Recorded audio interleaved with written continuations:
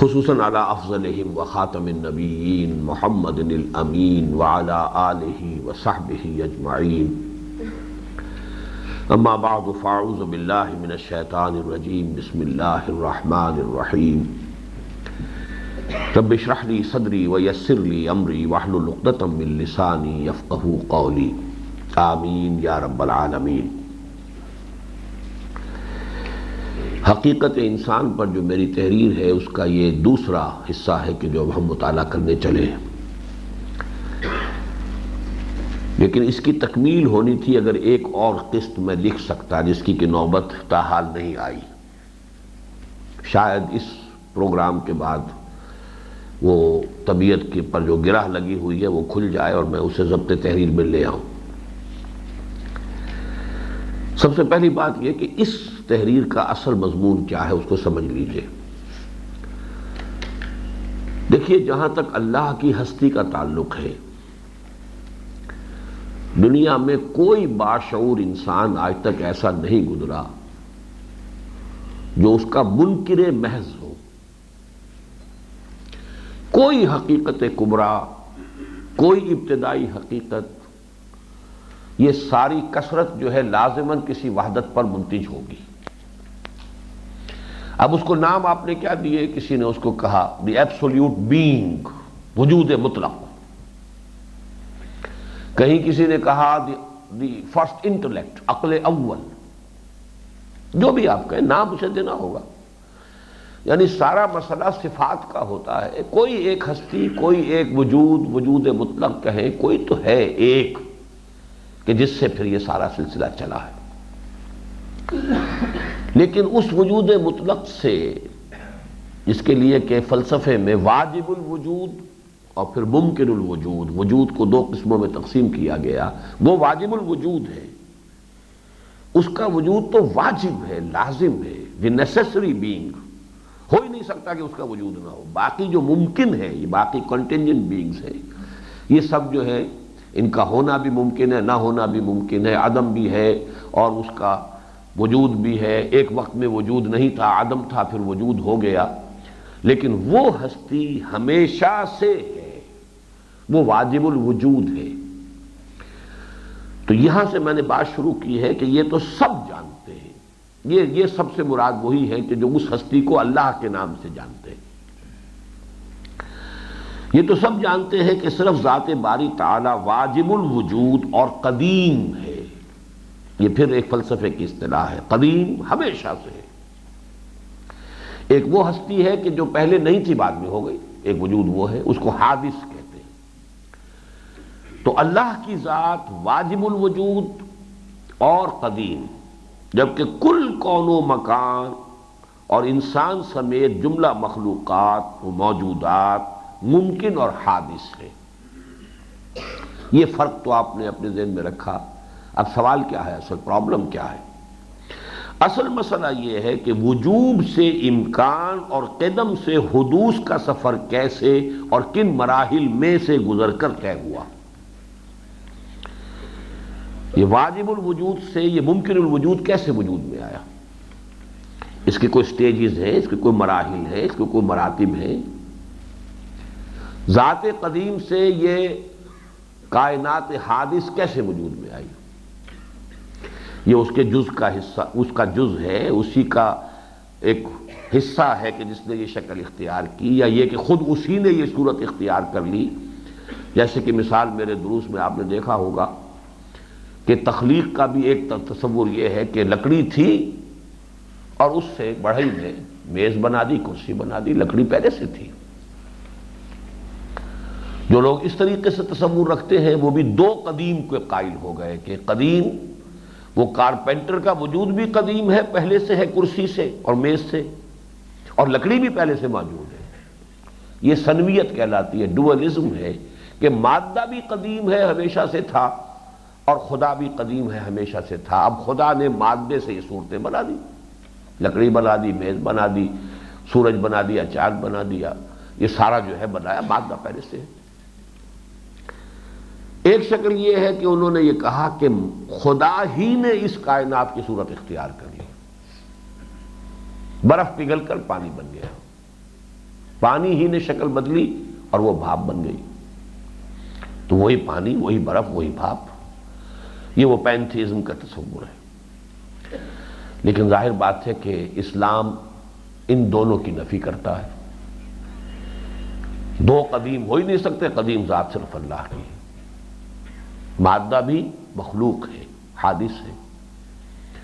تو پھر یہ کیسے اس قدیم کی ذات سے کیسے یہ مادہ وجود میں آیا ہے؟ اس کی کیا صورت کیا ہے؟ اس کے کیا مراتب ہیں، کیا مراحل ہیں؟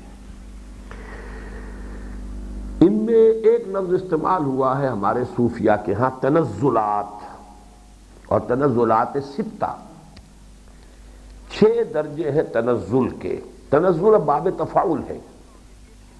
باب تفاعل میں جو مصدر آتے ہیں وہ لازم ہوتے ہیں، کسی اور کو نہیں. تنزیل ہوگا کسی اور شے کو اتارنا، تنزیل. قرآن کی تنزیل ہوئی. تنزل خود اترنا. تنزل میں وہ لازم ہے فعل اور وہ خود اترنا. تو تنزلات ستہ،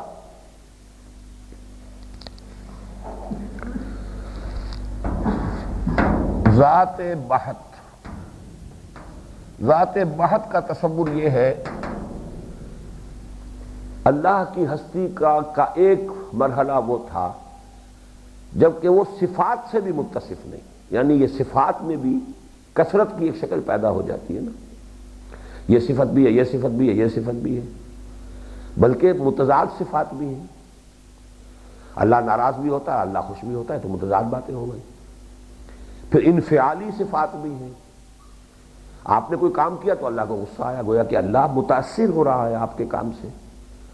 آپ نے کوئی کام کیا، اللہ راضی ہو گیا، گویا کہ اللہ آپ کے اس عمل سے متاثر ہو رہا ہے. یہ انفعال ہے.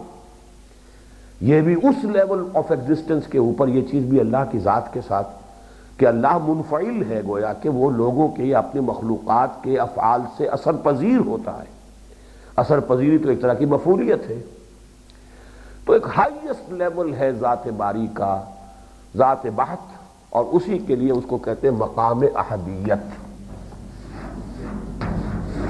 یہ احدیت جو ہے یہ ہے اصل لیول. اس کے بعد تنزل اول ہے. میں اس کو نہیں مانتا ہوں، صرف آپ کی معلومات کے لیے درج کرا رہا ہوں. یہ مقام وحدت ہے.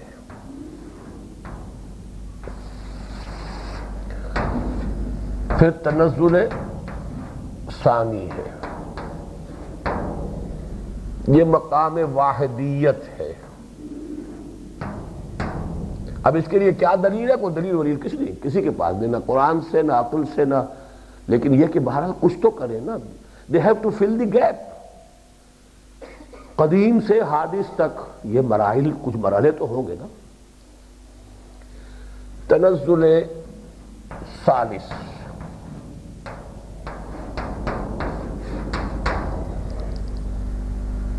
روح.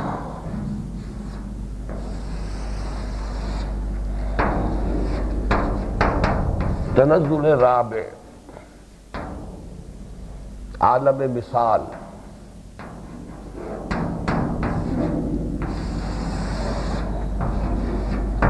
تنزل خامس، مادہ.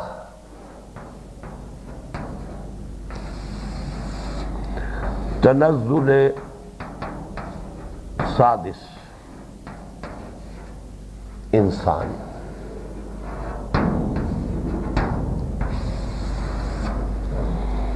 یہ ایک فلسفہ ہے جو ہمارے ہاں صوفیہ کے ہاں بہت مقبول ہے.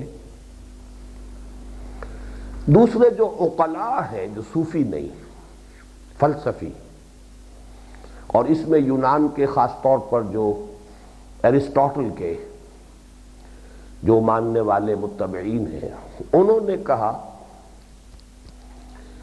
وہ ذات اول جو ہے وہ عقل اول ہے، دی فرسٹ انٹلیکٹ.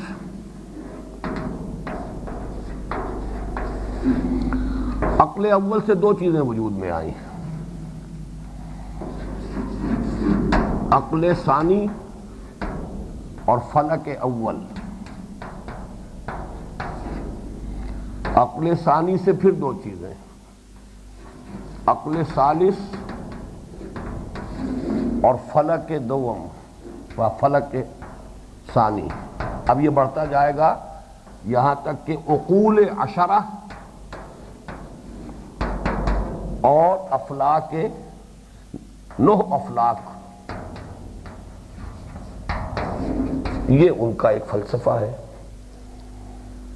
میں 9 سپہر کو نہیں لاتا نگاہ میں، یہ در حقیقت یہ پوری وجود کا اس طریقے سے تنزل ہوتا چلا گیا ہے.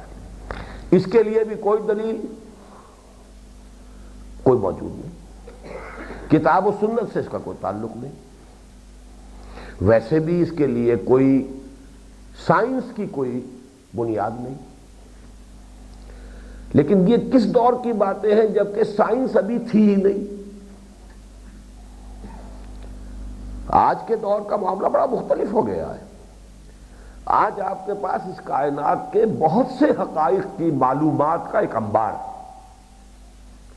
آج سے 2500 برس پہلے کے تصور کے یہ سائنس کا تو وجود ہی ابھی نہیں. لیکن عقل کی ایک پیاس ہے کہ وہ سمجھنا چاہتی ہے اس کائنات کو، گتھے کو سلجھانا چاہتی ہے. اس عقل نے ایک کو تو مان لیا واجب الوجود، ایک تو ہے، کوئی تو ہے. دور بینان بارگاہ الف جو زدی پین برداند کے ہست، ایک تو ہے. وہ ایک سے اس سے یہ سارا جو سلسلہ ہے تنزلات کہہ لیں یا عقول عشرہ اور افلاک، یہ کچھ انہوں نے اپنے ہی وہ بس جو بھی کہیے جو بھی سمجھ میں آیا ہے کسی طریقے سے اس پورے کے پورے فل ان دی بلینکس، وہ سارا جو خلا ہے اسے پر کیا ہے. اب پڑھیے یہ عبارت. اس مشکل بلکہ تقریباً لا ینحل مسئلے کا ایک حل تو قدیم منطق اور فلسفے کے ماہرین نے کیا کہ واجب سے ممکن اور قدیم سے حادث کے مابین عقول عشرہ اور 9 افلاک یعنی 10 عقلیں اور 9 آسمان تصنیف کر ڈالے، جن کے لیے کوئی دلیل نہ تجرباتی علم میں ہے نہ وحی آسمانی میں. علم دو ہی ہے، یا تجرباتی علم ہے سائنس سے، اور یا پھر وحی آسمانی ہے، کہیں کوئی وجود نہیں. دوسرا جیسا کہ میں نے عرض کیا وہ تنزلات ہے، اسی لیے پہلے پیرے میں وہ لفظ موجود تھا. آیا اس طویل سفر میں تنزل ہی تنزل ہے یا کوئی مرحلہ ارتقاء کا بھی آیا ہے؟ خود وحی آسمانی نے بھی اس کے ضمن میں نہ تفصیلی بحث کی ہے نہ صراحت سے کام لیا، بلکہ صرف اشارات پر اکتفا کیا. اس لیے کہ اس کا اصل مقصد ہدایت اور صراط مستقیم کی وضاحت ہے، اور اس کے ضمن میں بھی اس نے عوام کی ضروریات اور ان کے فہم و شعور کی سطح کو زیادہ پیش نظر رکھا ہے. یہاں بھی دیکھیے اسٹیٹمنٹ کو کوالیفائی کیا زیادہ، جیسا کہ میں نے علامہ اقبال کے اس جملے سے اختلاف کیا تھا کہ ان کوالیفائڈ فارم میں وہ اسٹیٹمنٹ غلط ہے کہ قرآن ایک ایسی کتاب ہے کہ جو نظریے پر عمل کو زیادہ زور دیتی ہے. نہیں، بظاہر اپیرنٹلی واقعتاً یہ بات ہے. یہاں پر بھی زیادہ پیش نظر رکھا ہے اور دقیق حقائق و معارف کے ضمن میں اجمالی اشارات پر اکتفا کی ہے کہ عاقلانہ اشارہ کافی است. البتہ عروج آدم خاکی سے انجم سہمے جاتے ہیں کہ مصداق علم الاسماء جو آدم کو ابتدا ہی میں ادا کر دیا گیا تھا، گویا نوع انسانی میں بالقوہ پوٹینشلی ودیت کر دیا گیا تھا، ظہور و بروز کی بے شمار منزلوں سے گزر کر اب اس مقام تک پہنچ گیا ہے کہ تخلیق اور تسویہ کی تحقیق و تفتیش سے بڑھ کر تکوین یا ایجاد و ابداع کے در پر دستک دے. یہ الفاظ ذرا ثقیل ہو گئے. تخلیق اور تسویہ تو قرآن مجید میں بار بار آیا ہے. سبح اسم ربک الاعلی الذی خلق فسوی، خلق فسوی، تخلیق اور تسویہ.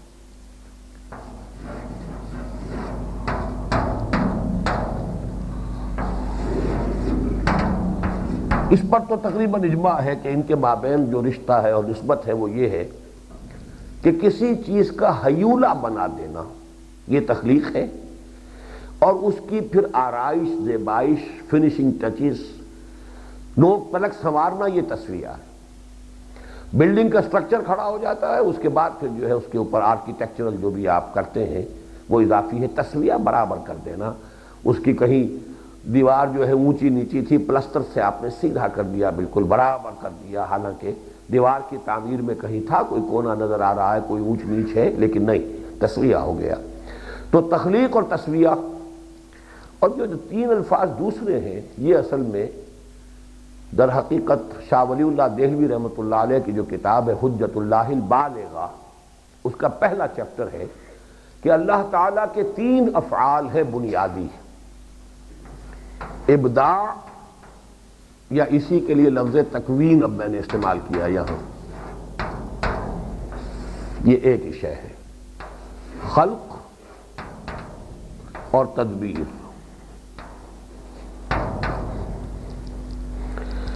ابداع ہے جسے انگریزی میں کہتے ہیں کریشن ایکس نہیلو، عدم محض سے کوئی چیز پیدا کرنا، there was nothing، اس نے کسی شے کو کی تکوین کی ہے۔ یہ تکوین کا لفظ ابھی آگے آگے واضح ہو جائے گا، کن فیکون، یہ تکوین ہے، وجود بخشنا۔ اسی کے لیے تیسرا لفظ ہے ایجاد، یہ تینوں ایک ہی چیز ہے۔ ایجاد، ایجاد بھی کسی ایسی شے کی ہوتی ہے جو پہلے نہیں تھی۔ ابداع، اسی سے لفظ بدعت بنا ہے، بدعت وہ شے ہے جو شریعت کے اندر نہیں تھی، آپ نے خامخواہ نئی چیز پیدا کر دی۔ تو تکوین، ابداع، شاہ صاحب نے صرف ایک لفظ استعمال کیا، ابداع، بدیع السماوات والارض، آسمانوں اور زمین کو اس نے پیدا کیا ہے عدم محض سے۔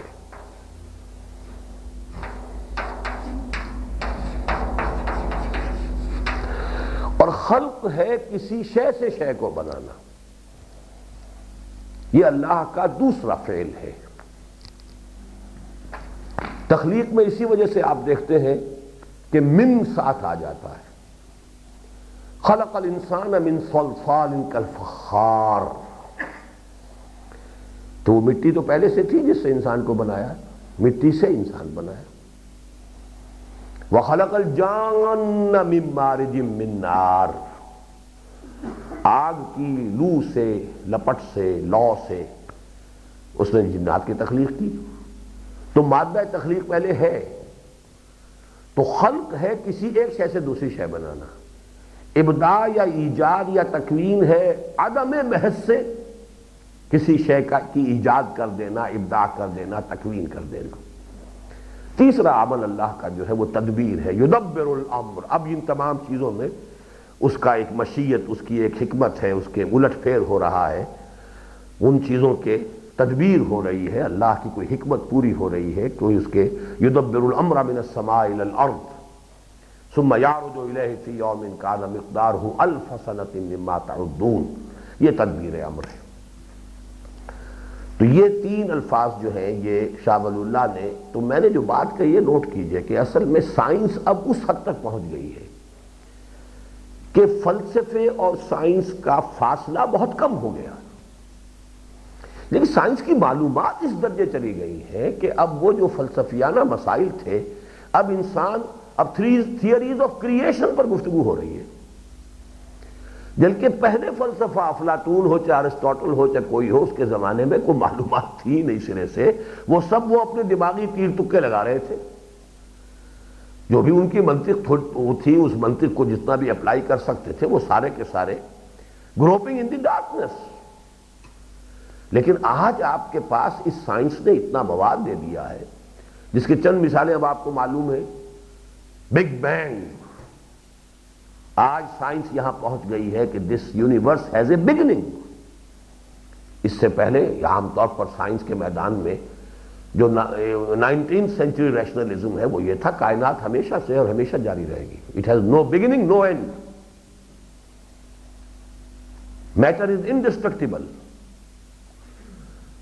آج ہمیں معلوم ہے کہ نہیں، اٹ ہیز اے بگننگ، اور یہ بھی ساتھ ہی معلوم ہے کہ it is going to end, چاہے ابھی اس کے لیے جو بھی حساب وہ بتاتے ہیں وہ millions and billions of years ابھی رہتے ہوں، لیکن بہرحال یہ اصولی طور پر بات آ گئی ہے کہ it is going to and.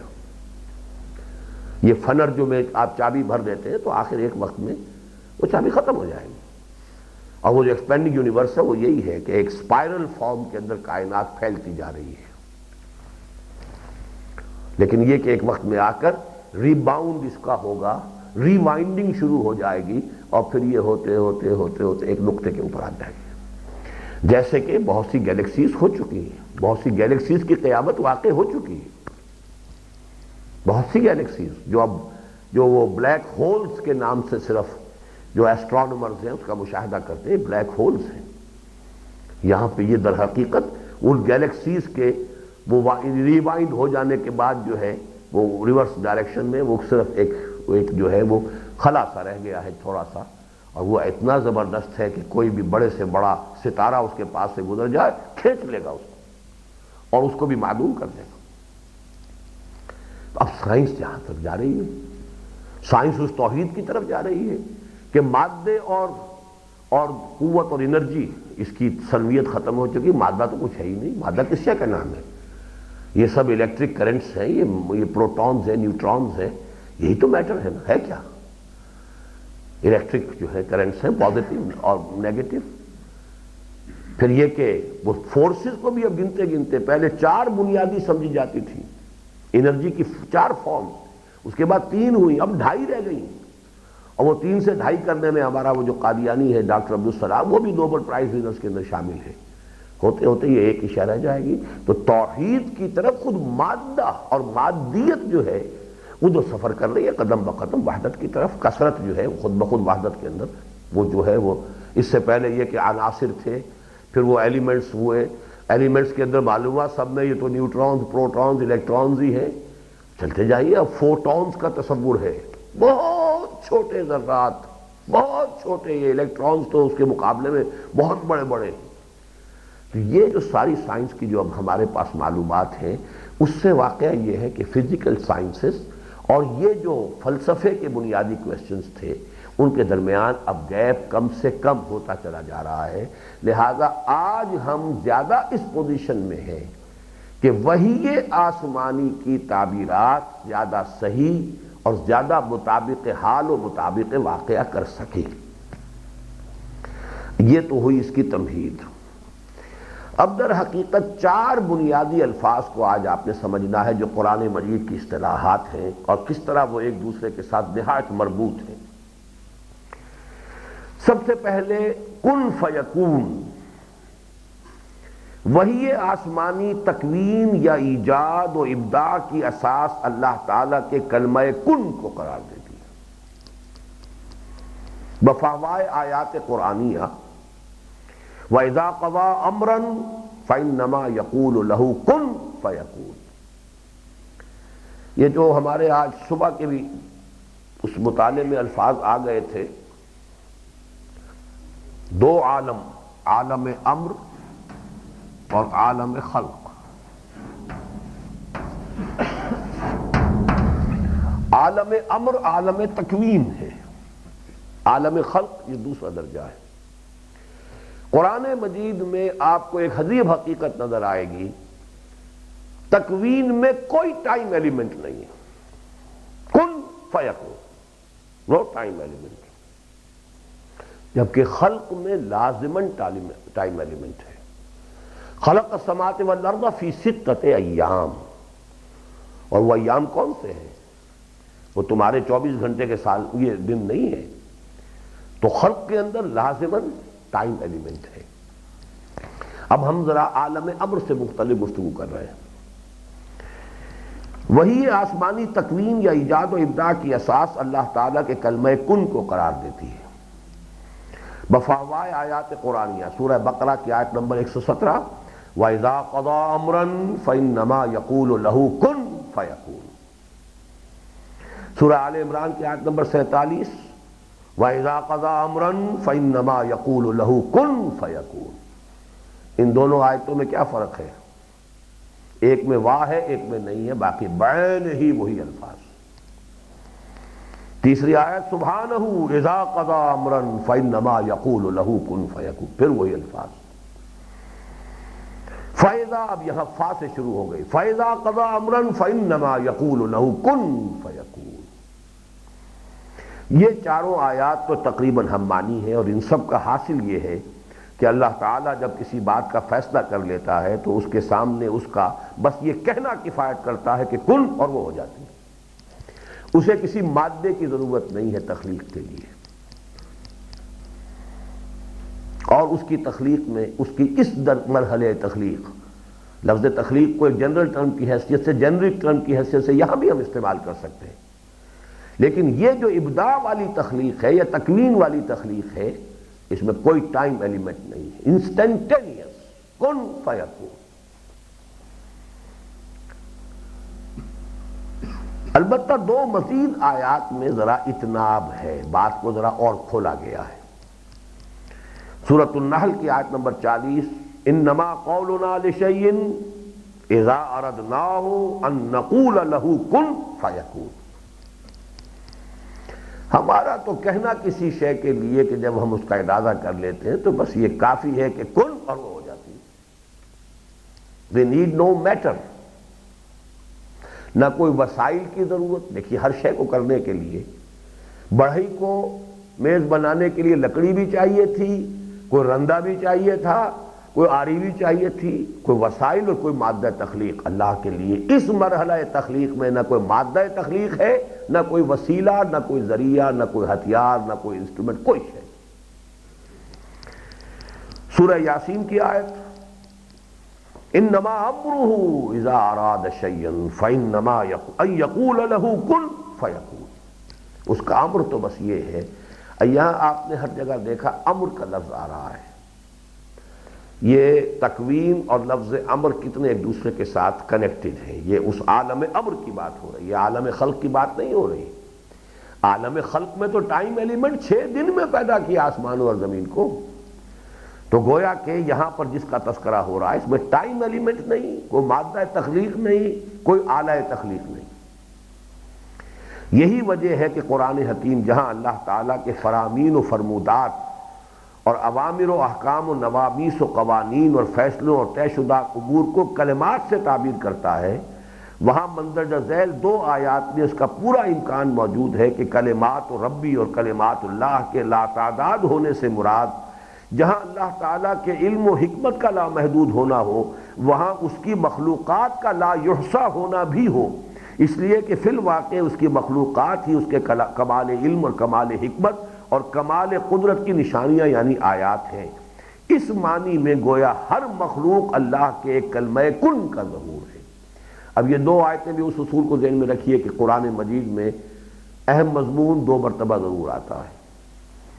قل لو كان البحر مدادا لكلمات ربي لنفد البحر قبل ان تنفد كلمات ربي ولو جئنا بمثله مددا۔ کہہ دو کہ میرے پروردگار کے کلمات کے لیے اگر سمندر روشنائی بن جائے تو وہ بھی ختم ہو جائے گا اس سے پہلے کہ میرے رب کے کلمات ختم ہو، خواہ اس جیسا ایک اور سمندر لے آئیں مدد کے لیے۔ اب ظاہر بات ہے یہ تشبیہ ہے، تمثیل ہے، کسی شے کے لامتناہی ہونے کے لیے استعارہ ہے۔ پورا سمندر سیاہی بن جائے اور سمندر لے آیا جائے اور کلمات الہی لکھے جا رہے ہوں تو کلمات ختم نہیں ہوں گے، سیاہی ختم ہو جائے گی، سمندر ختم ہو جائے گا۔ اس سے مراد کیا ہے؟ کیا یہ استعارہ صرف اللہ تعالیٰ کے علم کے لیے، اللہ کی حکمت کے بے کراں اور لامتناہی ہونے کے لیے استعارہ ہے، یا یہ کہ اس معنی میں کہ ہر کائنات میں جو شے موجود ہے وہ اللہ کے کلمہ کن کا ظہور ہے؟ تو مخلوقات غیر متناہی ہیں، اس معنی میں کلمات الہیہ جو ہے وہ لا متناہی ہے، اور یہی مضمون آگے آ رہا ہے۔ وَلَوْ أَنَّ مَا فِي الْأَرْضِ مِنْ شَجَرَةٍ أَقْلَامٌ وَالْبَحْرُ يَمُدُّهُ مِنْ بَعْدِهِ 7 أَبْحُرٍ مَا نَفِدَتْ كَلِمَاتُ اللَّهِ۔ اگر زمین کے سارے درخت قلم بن جائیں اور سمندر ایک نہیں 7 سمندر اور اس کے اندر شامل کر دیے جائیں ان کو لکھنے کے لیے، سیاہی کے طور پر استعمال کرنے کے لیے، تب بھی اللہ کے کلمات ختم نہیں ہوں گے۔ تو گویا کہ اس تکوین کے مرحلے میں ہم نے 2 الفاظ جو ہیں وہ سمجھے، ایک کن فیکون، دوسرے کلمہ اور کلمات۔ آگے چلیے، مندرجہ بالا آیات کے عمومی اسلوب سے قطع نظر قرآن حکیم میں اللہ تعالیٰ کی جملہ مخلوقات و ایجادات میں سے تعین کے ساتھ صرف حضرت مسیح علیہ السلام کو کلمۃ اللہ قرار دیا گیا ہے، باقی تمام مخلوقات جو ہے اس کے لیے تعین کے ساتھ، صراحت کے ساتھ نہیں ہے۔ جیسے سورہ آل عمران کی آیت نمبر 30 میں حضرت زکریا حضرت یحییٰ کی ولادت کی خوشخبری کے ضمن میں، حضرت زکریا کو حضرت یحییٰ کی ولادت کی خوشخبری کے ضمن میں حضرت یحییٰ کو مصدقا بکلمۃ من اللہ قرار دیا گیا ہے، یعنی اے زکریا تمہارے ہاں جس بچے کی ولادت ہوگی یحییٰ کی، وہ اللہ کی طرف سے ایک کلمے کی تصدیق کرے گا۔ آگے چلیے اس سے بھی زیادہ واضح، اور ذرا آگے چل کر آیت نمبر 45 میں حضرت مریم کو حضرت مسیح کی بشارت کے ضمن میں ان اللہ یبشرک بکلمۃ منہ، اللہ تعالیٰ اے مریم تمہیں بشارت دیتا ہے اپنی طرف سے ایک کلمے کی۔ اب دیکھیے نوٹ کرنے کی بات ہے، قرآن مجید ان الفاظ کو کیوں لا رہا ہے؟ سطحی طور پر گزر جائیے، لیکن حضرت مسیح کو کلمۃ اللہ کیوں کہا گیا؟ اور آگے چلیے اس سے بھی زیادہ وضاحت کے ساتھ سورہ نساء کی آیت نمبر 171 میں فرمایا گیا انما المسیح عیسی ابن مریم رسول اللہ وکلمتہ القاہا الی مریم، یقیناً مسیح مریم کا بیٹا عیسیٰ اللہ کا رسول ہے اور اس کا کلمہ جو القاء فرمایا اس نے مریم کی جانب۔ اس کا سبب بظاہر یہ ہے کہ اللہ تعالیٰ ہر شے کی تخلیق اور تصویر کے ساتھ تقدیر اور ہدایت کا سلسلہ بھی قائم فرما دیتا ہے۔ سبح اسم ربک الاعلی الذی خلق فسوی والذی قدر فہدی، یہی تقدیر و ہدایت ہے جو جمادات کی سطح پر قوانین طبیعیہ یعنی فزیکل لاز آف نیچر اور لاز آف دی نیچر قرار پاتے ہیں۔ جمادات، نباتات کے معاملے میں خالص طبیعی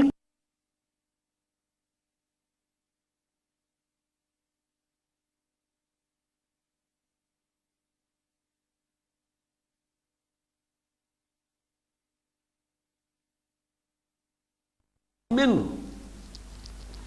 اللہ تعالیٰ مریم تمہیں بشارت دیتا ہے اپنی طرف سے کلمے کی۔ اب دیکھیے نوٹ کرنے کی بات ہے، قرآن مجید ان الفاظ کو کیوں لا رہا ہے؟ سطحی طور پر گزر جائیے، لیکن حضرت مسیح کو کلمۃ اللہ کیوں کہا گیا؟ اور آگے چلیے اس سے بھی زیادہ وضاحت کے ساتھ سورہ نساء کی آیت نمبر 171 میں فرمایا گیا انما المسیح عیسی ابن مریم رسول اللہ وکلمتہ القاہا الی مریم، یقیناً مسیح مریم کا بیٹا عیسیٰ اللہ کا رسول ہے اور اس کا کلمہ جو القاء فرمایا اس نے مریم کی جانب۔ اس کا سبب بظاہر یہ ہے کہ اللہ تعالیٰ ہر شے کی تخلیق اور تصویر کے ساتھ تقدیر اور ہدایت کا سلسلہ بھی قائم فرما دیتا ہے۔ سبح اسم ربک الاعلی الذی خلق فسوی والذی قدر فہدی، یہی تقدیر و ہدایت ہے جو جمادات کی سطح پر قوانین طبیعیہ یعنی فزیکل لاز آف نیچر اور لاز آف دی نیچر قرار پاتے ہیں۔ جمادات، نباتات کے معاملے میں خالص طبیعی قوانین پر حیاتیاتی قوانین بایولوجیکل لاز کا اضافہ ہو جاتا ہے۔ خالص physical laws of change of physical laws, physical change, chemical change, اس کے لاز ہیں، جمادات پر تو صرف وہی اپلائی ہوں گے، نباتات پر اب بایولوجیکل لاز بھی اپلیکیبل ہوں گے۔ مزید آگے چل کر حیوانات کے ضمن میں ان دونوں اقسام کے قوانین پر جبلی قوانین، انسٹنکٹس کا اضافہ ہو جاتا ہے۔ ہر حیوان کی ایک جبلت ہے اور انسان کے معاملے میں ان تینوں پر اضافہ ہوتا ہے استدلالی قوانین کا، رولز آف لاجک کا، جس سے بالا تر سطح پر صرف وحی ربانی کی ہے۔ تو جملہ مخلوقات کے معاملے میں جہاں تک معاملہ ان قوانین کے تحت چلتا رہتا ہے، اللہ کے کسی اضافی امر کن کی ضرورت نہیں ہوتی۔ پانی میں اللہ نے ایک وصف رکھا ہے، فزیکل لا ہے، جب تک کہ وہ اس وصف کے مطابق چلتا ہے کسی اور کن کی ضرورت نہیں۔ لیکن جہاں اس فزیکل لاز کو بریک کرنا ہے، جہاں توڑنا ہے، یا جہاں سلسلہ اسباب و علل کی کوئی کڑی درمیان میں وانٹنگ ہے، مس ہے، وہاں اللہ کا ایک کلمہ کن یہ در حقیقت مزید درکار ہوگا اس سلسلہ اسباب و علل کی اس کڑی کو پر کرنے کے لیے۔ اس خلا کو پر کرنے کے لیے۔ لیکن جہاں ان میں کوئی تبدیلی مطلوب ہو، یعنی عمومی سلسلہ اسباب و نتائج، کاز اینڈ ایفیکٹس یا عادی قانون کو توڑ کر اللہ اپنی کسی مشیت خصوصی کو ظاہر فرمانا چاہتا ہے، تب وہ حکم دیتا ہے یا نارو کونی بردن و سلاما علی ابراہیم۔ اگر جلانا ہی ہوتا تو کچھ کہنے کی ضرورت ہے ہی نہیں، اس لیے کہ جلانا تو اس کی صفت ہے جو اس کے اندر بدیت شدہ ہے۔ اسی کو خرق عادت یا معجزے سے تعبیر کیا جاتا ہے، یا عام اسباب عادیہ کی کسی کڑی کو حذف کرنا ہو تو ایک اضافی کلمہ کن اس کڑی کی جگہ لیتا ہے۔ چنانچہ یہ ہے وہ صورت جو حضرت عیسیٰ کے معاملے میں پیش آئی کہ انسانی سلسلہ تناسل جو عام طبی اور حیاتیاتی قوانین کے مطابق مرد اور عورت کے نطفہ امشاج سے شروع ہوتا ہے، آج جناب کے معاملے میں اس قدر بدل گیا کہ آپ کی پیدائش بن باپ کے ہوئی، گویا ایک کڑی حذف ہو گئی اور اللہ کے کلمہ کن نے اس کڑی کی جگہ لے لی۔ یہی وجہ ہے کہ وہ کلمۃ من اللہ یا کلمۃ من ہو یا کلمہ قرار پائے۔ یہ توجیہ ہے حضرت عیسیٰ علیہ السلام کو کلمہ قرار دینے کی، کہ یہاں جو بھی تناسل کا ایک عادی قانون تھا اللہ کا، اس کے اندر سے ایک کڑی جو تھی، ایک لنک اس میں سے مسنگ تھا، جس کے لیے اللہ کا لفظ کن، کلمۃ القاہا الی مریم، یہ اللہ تعالیٰ کی طرف سے ایک خاص کلمے کا ظہور ہے۔ یہ بات متکلمین کے نزدیک متفق علیہ ہے۔ اب یہاں آئیے، کل کائنات اللہ کے کلمہ کن کا ظہور ہے۔ ابھی اس کی کڑیوں کی طرف ہم نہیں جا رہے، وہ کڑیاں بعد میں آئیں گی، لیکن یہ بات متکلمین کے نزدیک متفق علیہ ہے کہ کلام متکلم کی صفت ہوتا ہے، اور کلام تو ایک ایسی صفت ہے کہ جس میں متکلم کی جملہ صفات کا عکس ہوتا ہے، باقی صفات علیحدہ علیحدہ ہوں گی، لیکن ایک متکلم کی پوری شخصیت کا اگر عکس ہے تو اس کے کلام میں ہے۔ اسی بنا پر علامہ اقبال نے قرآن کو مثل حق قرار دیا ہے۔ مثل حق پنہاؤ ہم پیداستو، زندہ و پائندہ و گویاستو۔ اور صفات باری تعالیٰ کے بارے میں یہ بات بھی بدیہی اور متفق علیہ ہے کہ وہ ذات خداوندی کے مانند اطلاقی شان کی حامل ہے، مطلق ہے۔ اللہ کی ہر صفت مطلق ہے، اس کی ذات بھی ایبسولوٹ، مطلق، لا متناہی، غیر محدود، اور اس کی صفات بھی تمام صفات لا متناہی، غیر محدود اور مطلق ہے۔ رہی ذات اور صفات کی باہمی نسبت، یعنی علامہ اقبال کے اس مسئلے کے مطابق کہ ہے صفات ذات حق حق سے جدا یا عین ذات، تو اس تقریباً لا ینحل مسئلے کا حل بھی لا عین ولا غیر کے سوا اور کوئی نہیں، خواہ یہ بظاہر کتنا ہی مومن نظر آئے۔ اب اس بحث میں نہیں جاؤں گا، یہ متکلمین کا متفق علیہ بات ہے۔ ہم صفات کو نہ اللہ کا غیر کہہ سکتے نہ عین کہہ سکتے، لا غیر ولا عین۔ اب نوٹ کیجئے جو جملہ جو موٹے الفاظ میں لکھا گیا ہے، لہذا ذات باری تعالی کا وہ کلمہ کن بھی جو موجودہ کون و مکان کے کل سلسلہ تکوین و تخلیق کا نقطہ آغاز بنا، ابتدا میں لازماً مطلق، لا محدود اور کیف و کم کے جملہ تصورات سے ماورا تھا، البتہ اسی کلمہ کن نے تنزلات کی منزلیں طے کرنی شروع کی، جن کے ذریعے وجوب سے امکان اور قدم سے حدوث کی جانب جو سفر شروع ہوا۔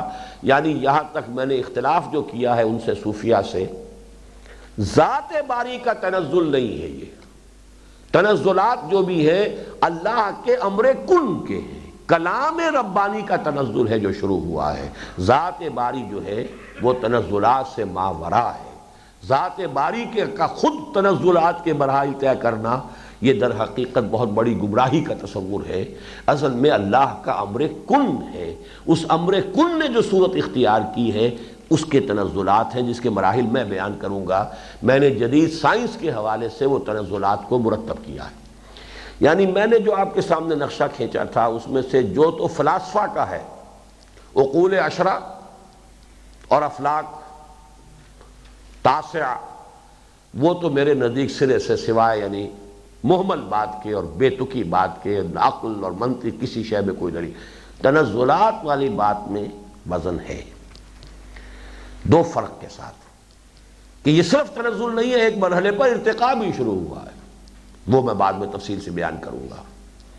لیکن دوسرے یہ کہ یہ ذات باری کا تنزل نہیں ہے، معاذ اللہ ثم معاذ اللہ، یہ در حقیقت اس کا کلمہ کن ہے، اس کلمہ کن نے جو شکل اختیار کی ہے یہ اس کا تنزل ہے، اس کی کنڈنسیشن ہے، اسی کے اندر اس لطافت سے کثافت کا ایک سفر ہے جو طے ہوا ہے۔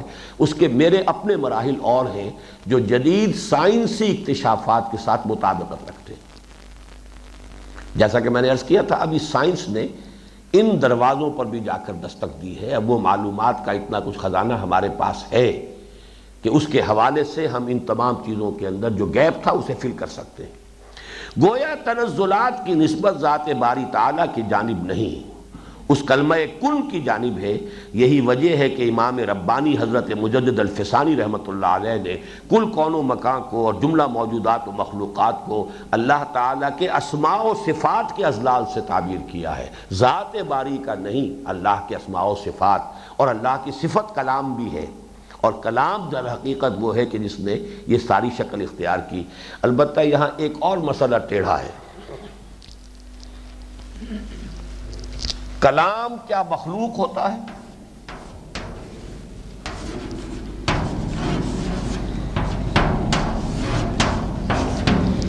آپ کو معلوم ہے کہ کتنی زبردست کنٹروورسی اس پر ہوئی تھی، قرآن مخلوق ہے یا غیر مخلوق؟ کلام تو اصل میں صادر ہوتا ہے، میں اپنے کلام کا خالق نہیں ہوں، کلام میرے وجود سے صادر ہو رہا ہے۔ اب دیکھیے یہاں جو الفاظ میں استعمال کر رہا ہوں بات کو سمجھانے کے لیے، اس کو لٹرل سینس میں ذات باری تعالیٰ پر اپلائی نہ کر لیجیے گا، اس لیے کہ لٹرلی کوئی تشبیہ، کوئی تمثیل اللہ تعالیٰ کی ذات پر کسی درجے میں اپلیکیبل نہیں ہے، لیس کمثلہ شیء۔ لیکن اب سمجھانے کے لیے ہمارے پاس اور کوئی ذرائع نہیں ہے، تمثیل و تشبیہ۔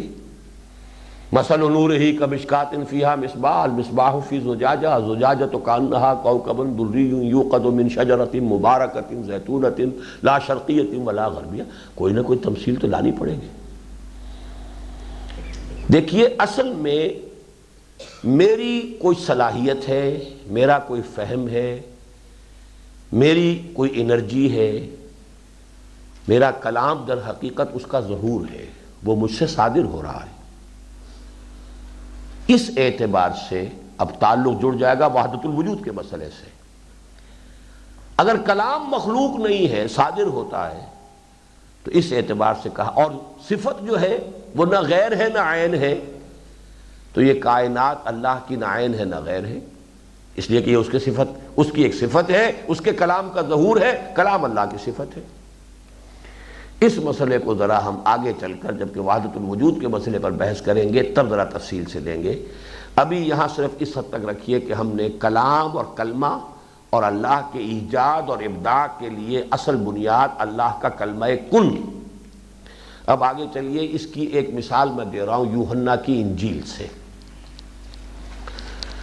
یہ اناجیل اربعہ جو کینونیکل کہلاتی ہیں اور عیسائیوں کے نزدیک جو معتبر اور معتمد ہیں، ان میں سب سے آخر میں لکھی جانے والی ہے جان کی، یوحنا کی انجیل، اور یہی وجہ ہے کہ اس میں فلسفے کا رنگ جو ہے بہت نمایاں ہے۔ اس کا پہلا جملہ ہی جو ہے باقی تینوں انجیلوں سے بڑا مختلف، رنگ ہی ادا ہے۔ اس مرحلے پر یوحنا کی انجیل کے ابتدائی چند جملے بہت دلچسپی کا باعث ہوں گے، اگرچہ صاف نظر آتا ہے کہ وہ وحی ربانی کی بجائے کسی فلسفیانہ اور متکلمانہ ذوق کے حامل انسان کے ذہن سے نکلے۔ ابتدا میں کلام تھا، اور کلام خدا کے ساتھ تھا، اور کلام خدا تھا، یہی ابتدا میں خدا کے ساتھ تھا، سب چیزیں اسی کے وسیلے سے پیدا ہوئی، اور جو کچھ پیدا ہوا ہے اس میں سے کوئی چیز بھی اس کے بغیر پیدا نہیں ہوئی۔ یہ انجیل کے اوپننگ سینٹنسز ہے یوحنا کی انجیل کی۔ ابتدا میں کلام تھا، اور کلام خدا کے ساتھ تھا، اور کلام خدا تھا۔ یعنی اصل میں اس کائنات کی ابتدا کو جب آپ لیں گے بات وہی کہی جا رہی ہے، لیکن یہ فلسفے کی بات ہے، کسی وحی کے اندر یہ انداز کہیں اختیار کیا ہی نہیں گیا۔ لیکن یہ کہ چونکہ بہرحال فلسفہ وہ یونان کا فلسفہ، افلاطون اور ارسطو دونوں کے دونوں جو ہے حضرت مسیح علیہ السلام سے پہلے کے ہیں۔ اس اعتبار سے یہ فلسفے کا گہوارہ جو ہے یونان بن چکا تھا، فلسفیانہ سوچ جو ہے بہت عام تھی اس علاقے کے اندر، جہاں پھر حضرت مسیح علیہ السلام کے رفع سماوی کے بعد رومن امپائر میں جب شروع ہوئی ہے تبلیغ، تو وہ یہ فلسفہ جو ہے اس کے ساتھ گڑبڑ ہوا ہے۔ ابتدا میں کلام تھا اور کلام خدا کے ساتھ تھا اور کلام خدا تھا، پھر جو شے بھی پیدا ہوئی ہے وہ کلام کے ذریعے سے ہوئی ہے، کوئی شے نہیں ہے جو کلام کے بغیر پیدا ہوئی ہو۔ بات تو وہی ہے کہ کل کائنات قل لو کان البحر مدادا لکلمات ربی لنفد البحر قبل ان تنفد کلمات ربی ولو جئنا بمثلہ مددا۔ کل کائنات اللہ کے کلمہ کن کا ظہور ہے، اور ہر شے جو یہاں وجود میں آئی ہے اس میں اللہ کا کوئی ایک کلمہ کن جو ہے اس میں شامل ہے، تو گویا کہ جملہ مخلوقات جو ہیں اللہ کے کلمات ہیں۔ ورنہ وہ کلمات جو ہیں جو وحی کی شکل میں آئے ہیں ہمارے پاس، وہ تو اتنے نہیں ہیں کہ جن کے بارے میں یہ کہا جا سکے کہ ان کو لکھنے کے لیے 7 سمندر کی سیاہی بھی جو ہے وہ کم پڑ جائے۔ جتنی کتابیں بھی اللہ نے نازل فرمائی، جتنے صحیفے نازل فرمائے ہیں، اگر کلام الہی کو اور کلمات الہیہ کو صرف ان کے بارے میں سمجھا جائے تو وہ تو بہرحال اتنا نہیں ہے۔ تو یہ تو جملہ مخلوقات کا معاملہ ہے۔ اب آگے چلیے، قرآن حکیم کی اساسی اصطلاحات میں کلمے ہی کی طرح جامع اور گمبھیر اصطلاح امر کی بھی ہے، اور یہ کلمہ کن کے ساتھ ہمیشہ یہ لفظ امر آپ نے دیکھا، انما امرہ اذا اراد شیئا فانما یقول له کن فیکون، یہ امر ہے۔ بنیادی طور پر قرآن مجید کے چند نہایت کثیر الاستعمال الفاظ میں سے ہے، چنانچہ لفظ امر کہیں مسئلہ یا معاملہ، میرا امر تمہارا امر، یہ میرا معاملہ تمہارا مسئلہ، یہ مفہوم میں استعمال ہوتا ہے۔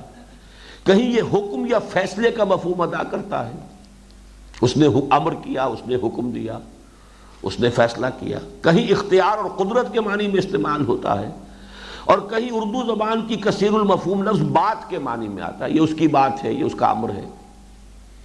اور ان جملہ مفاہیم کے علاوہ اس کا ایک خاص اصطلاحی مفہوم بھی ہے، جس کے اعتبار سے یہ خلق کا مقابل یا کم از کم مغایر ہے۔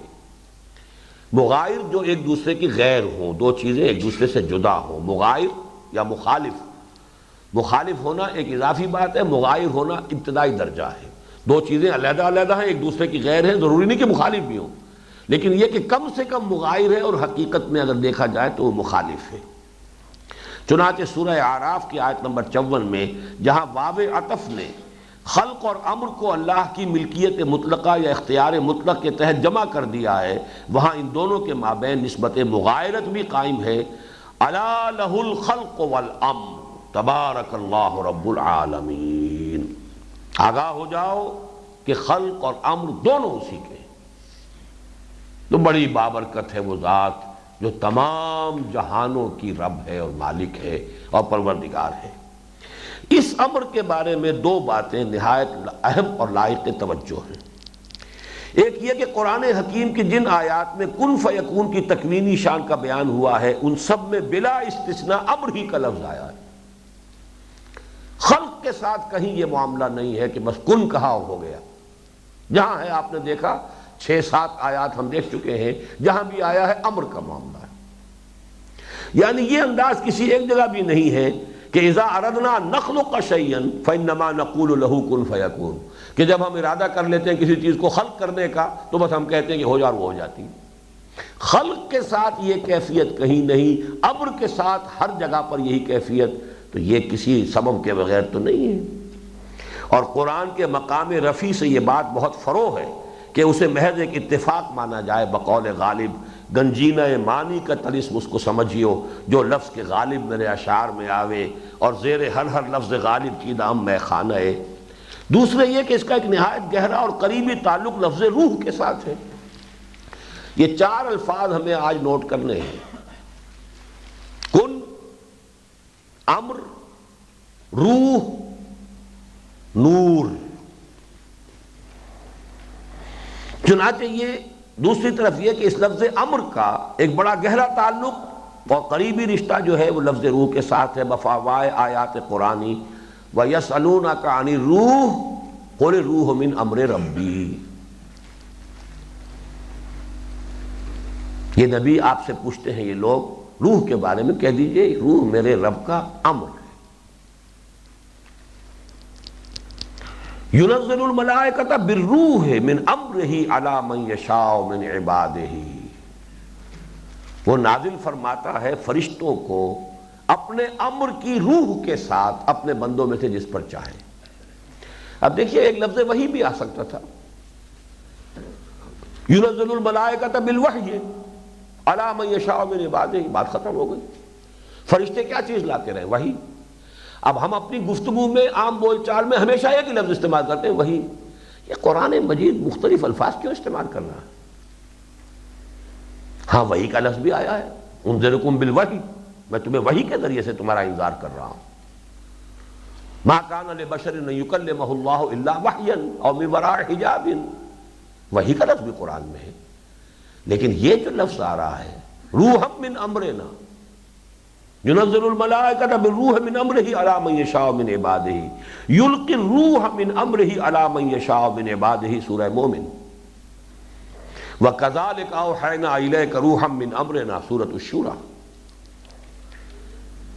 کلمہ کن کا تعلق امر سے، جہاں امر کا معاملہ ہوگا شان کن فیکونی ہوگی، اسی کلمہ امر کا تعلق روح کے ساتھ۔ اب آگے چلیے، ان آیات مبارکہ میں سے دوسری اور تیسری آیات میں الروح من امرہ سے مراد بالاتفاق مطلقاً وحی نبوت ہے۔ چوتھی آیت میں معین طور پر وحی قرآنی کا ذکر ہے۔ پہلی آیت میں بھی بعض حضرات کے نزدیک مراد وحی قرآنی ہی ہے، میں نے آپ کو بتایا تھا مولانا اصلاحی صاحب کی رائے بھی یہ ہے، یسألونک عن الروح قل الروح من امر ربی، تو وحی قرآنی ان کے نزدیک مراد ہے۔ لیکن جمہور کے نزدیک اس سے مراد روح انسانی ہے۔ بہرحال سر دست اصل قابل توجہ معاملہ روح اور امر کے مابین قریبی رشتے اور تعلق کا ہے۔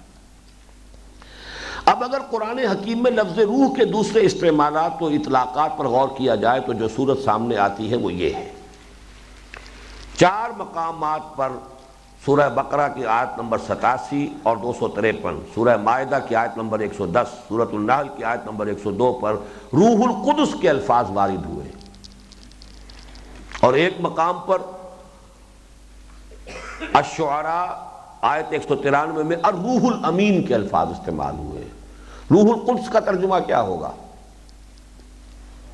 جی پاک روح، حالانکہ یہ مرکب اضافی کی شکل میں ہے، پاکی کی روح، جیسے دین الحق ہے مرکب اضافی، مراد ہے حق دین، سچا دین، تو مرکب توصیفی کبھی کبھی مرکب اضافی کی شکل میں آتا ہے کہ شکلاً نحوی قواعد کی روح سے لفظاً وہ مرکب اضافی ہے، دین الحق حق کا دین، روح القدس سے یعنی پاکی کی روح، لیکن دین الحق سے بھی مراد سچا دین، اور یہاں پر پاکی کی روح سے مراد پاک روح، اور سب کے نزدیک ہے ان تمام مقامات پر مراد غالب اکثریت کے نزدیک حضرت جبرائیل ہے علیہ الصلوۃ والسلام۔ روح القدس نزل بہ الروح الامین علی قلبک لتکون من المنذرین، حضرت جبرائیل۔ اچھا نمبر 2 مقامات پر المعارج 4 اور القدر 4 الروح الملائکۃ والروح کے الفاظ آئے ہیں، اور ایک مقام پر سورہ نبا کی آیت نمبر 38 یقوم الروح یوم یقوم الروح والملائکۃ، روح اور فرشتے، اور اگرچہ بعض شاذ رائیں اور بھی پائی جاتی ہیں، لیکن جمہور کے نزدیک یہ عام پر خاص یا خاص پر عام کے عطف کا معاملہ ہے، یعنی ملائکہ عام اور روح سے مراد روح الامین یعنی حضرت جبرائیل، یہ عام پر خاص کا عطف ہو رہا ہے۔ ایک دوسری رائے اور بھی ہے جس کا میں نے یہاں تذکرہ نہیں کیا ہے کہ یہ الروح جو ہے یہ ایک عجیب مخلوق ہے، یہ ایک حدیث کے اندر تذکرہ موجود ہے، ایک ایسا فرشتہ کہہ لیں، ایک ایسا وجود روحانی یا نورانی جس سے تمام ارواح انسانیہ صادر ہوتی ہیں۔ اس الروح کا مشاہدہ حضور نے کیا ہے جو شب اسراء میں، شب معراج میں، اس کی ہزاروں زبانیں ہیں، ہزاروں ہاتھ ہیں، یہ در حقیقت تمام انسانوں کی ارواح کا گویا کہ ایک مخزن ہے، جسے میں نے کولڈ سٹوریج کہا تھا کہ تمام ارواح پیدا کرنے کے بعد ایک کولڈ سٹوریج میں سلا دی گئی ہیں، تو اس کو بھی بعض لوگوں کے نزدیک الروح سے تعبیر کیا گیا، لیکن اکثر لوگوں کے نزدیک ان آیات میں الروح سے مراد جبرائیل۔ لیکن یہ مقامات بڑے مشکل ہیں، ان کے بارے میں کبھی تفاصیل میں جائیں گے اور تفاسیر کا مطالعہ کریں گے تو آپ کو اتنے قول ملیں گے، اتنے امکانی جو ہے آراء کا تذکرہ ملے گا کہ آدمی کے لیے مشکل ہو جاتا ہے۔ میں نے یہاں پر ان چاروں الفاظ کو سمو دیا ہے، بڑی عظیم حقیقت پر جا کر یہ چاروں چیزیں جو ہے یکجا ہو جاتی ہیں۔ یہ سارا معاملہ جو ہے جب اس اپنی انتہا کو پہنچے گا تب یہ ساری بحث اور اس کی اہمیت سمجھ میں آئے گی۔ بڑی محنت کی تھی میں نے جس زمانے میں یہ مضمون لکھا ہے، اس لیے کہ امر کن کن معنی میں قرآن میں آیا ہے، احصاء کیا ہے، استقصاء کیا ہے، یہ کن فیکون کتنی آیات میں آیا ہے اس کا پورا احاطہ کیا ہے، روح کا لفظ کن کن آیات میں آیا ہے، کس کس طور سے آیا اس کا احاطہ کیا ہے۔ آگے چلیں گے لفظ نور آئے گا ابھی۔ نمبر 3 سورہ مجادلہ کی آیت نمبر 22 میں مومنین صادقین کے لیے اللہ تعالیٰ کی تائید کے ضمن میں ایدہم بروح من کے الفاظ آئے ہیں، جس سے مراد ہے اللہ تعالیٰ کی غیبی مدد، جیسا کہ قرآن حکیم کے دوسرے مقامات جیسے سورہ انفال 12 اور سورہ آل عمران 124 سے 125 سے معلوم ہوتا ہے کہ اکثر ملائکہ ہی کے ذریعے سے یہ اللہ تعالیٰ کی مدد جو ہے پہنچائی گئی ہے۔ نمبر 4 اپنی ذات مبارکہ کی جانب اضافت کی نسبت کے ساتھ لفظ روح کو اللہ تعالیٰ نے قرآن حکیم میں 6 مقامات پر استعمال کیا ہے۔ روحی، میری روح، 3 بار تخلیق انسانی کے ضمن میں کہ تخلیق اور تسویہ کے مراحل کی تکمیل کے بعد اس میں اللہ نے اپنی روح میں سے پھونکا۔ وہ 2 آیتیں ہم صبح پڑھ چکے ہیں، سورہ صاد میں بھی ہے اور سورہ حجر میں ہے۔ فَإِذَا سَوَّيْتُهُ وَنَفَخْتُ فِيهِ مِن رُوحِي فَقَعُوا لَهُ سَاجِدِينَ۔ اس سے پہلے کا ٹکڑا جو ہے اس میں اختلاف ہے، انی خالق بشرا من طین، یہ سورہ صاد میں ہے، انی خالق بشرا من صلصال من حمأ مسنون، یہ سورہ حجر میں ہے۔ لیکن اگلا ٹکڑا جو کا تو انہی الفاظ میں ہے، فَإِذَا سَوَّيْتُهُ، تخلیق بھی ہو جائے تسویہ بھی ہو جائے، وَنَفَخْتُ فِيهِ مِن رُوحِي، اور پھر میں اس میں اپنی روح میں سے پھونک دوں، فَقَعُوا لَهُ سَاجِدِينَ، تو گر پڑنا اس کے سامنے سجدے میں۔ تیسری مرتبہ سورہ سجدہ میں آیا ہے، ثُمَّ سَوَّاهُ فَنَفَخَ فِيهِ مِن رُوحِهِ، یہاں پر جو ہے وہ غائب کی اضافت کے ساتھ آیا ہے، اللہ نے اس کا تسویہ کیا۔ بَدَا خَلْقَ الْإِنسَانِ مِن طِین، اس نے انسان کی تخلیق کا آغاز فرمایا گارے سے، ثُمَّ سَوَّاهُ وَنَفَخَ فِيهِ مِن رُوحِهِ، پھر اس کا تسویہ کیا اور پھر اس میں اپنی روح میں سے پھونکا۔ 3 ہی بار حضرت مریم کے ذکر میں اس لفظ روح جو ہے اللہ تعالیٰ نے اپنی طرف نسبت کے ساتھ استعمال فرمایا، جن میں سے 2 مقامات سورہ انبیاء کی آیت 191 اور سورہ تحریم کی آیت نمبر 12 میں حضرت صدیقہ کے بطن میں حضرت مسیح کے استقرار حمل کے ضمن میں فرمایا گیا، ہم نے اپنی روح میں سے پھونکا۔ اور ایک مقام پر یعنی سورہ مریم کی آیت نمبر 17 میں بئی طور کہ جو فرشتہ انہیں حضرت مسیح کی بشارت دینے کے لیے بھیجا گیا تھا اسے روحنا ارسلنا الیہا روحنا فتمثل لہا بشرا سویا۔ 5ویں بات، آخری اور موضوع زیر بحث کے اعتبار سے اہم ترین یہ کہ سورہ نساء کی آیت نمبر 171 میں جہاں حضرت مسیح کو کلمتہ سے تعبیر فرمایا گیا، وہاں روح منہ کے الفاظ بھی اس کے لیے استعمال ہوئے۔ گویا کہ یہ سسٹر ٹرمز ہیں دونوں، کلمہ اور روح، یہ گویا کہ ایک ہی قبیل کی چیز ہے۔ حضرت مسیح کلمتہ القاہا الی مریم وروح منہ، یہ دونوں تعبیرات ایک ہی حقیقت کے لیے۔ اب آئیے چوتھا لفظ نور۔ ملائکہ، ارواح انسانیہ اور وحی کے باہمی قرب اور ذات باری سبحانہ و تعالی سے ان کے تعلق کو ظاہر کرنے والا ایک مزید لفظ نور ہے۔ نمبر 1، یہ حقیقت تو اظہر من الشمس ہے کہ قرآن حکیم وحی کو نور قرار دیتا ہے، جیسے سورہ مائدہ کی آیات 44-46 میں تورات اور انجیل دونوں کو ہدم و نور، ہدایت بھی اور نور بھی، اور سورہ انعام کی آیت 91 میں تورات کے لیے نورم و ہدن للناس کے الفاظ وارد ہوئے۔ اسی طرح خود قرآن حکیم کے لیے اللہ تعالیٰ نے سورہ مائدہ کی آیت نمبر 15 میں نور و کتاب مبین، اور سورہ اعراف کی آیت نمبر 157 میں النور الذی انزل معہ، اور سورہ تغابن کی آیت نمبر 8 میں والنور الذی انزلنا کے الفاظ استعمال فرمائے، فآمنوا باللہ ورسولہ والنور الذی انزلنا، تو وہی نور ہے۔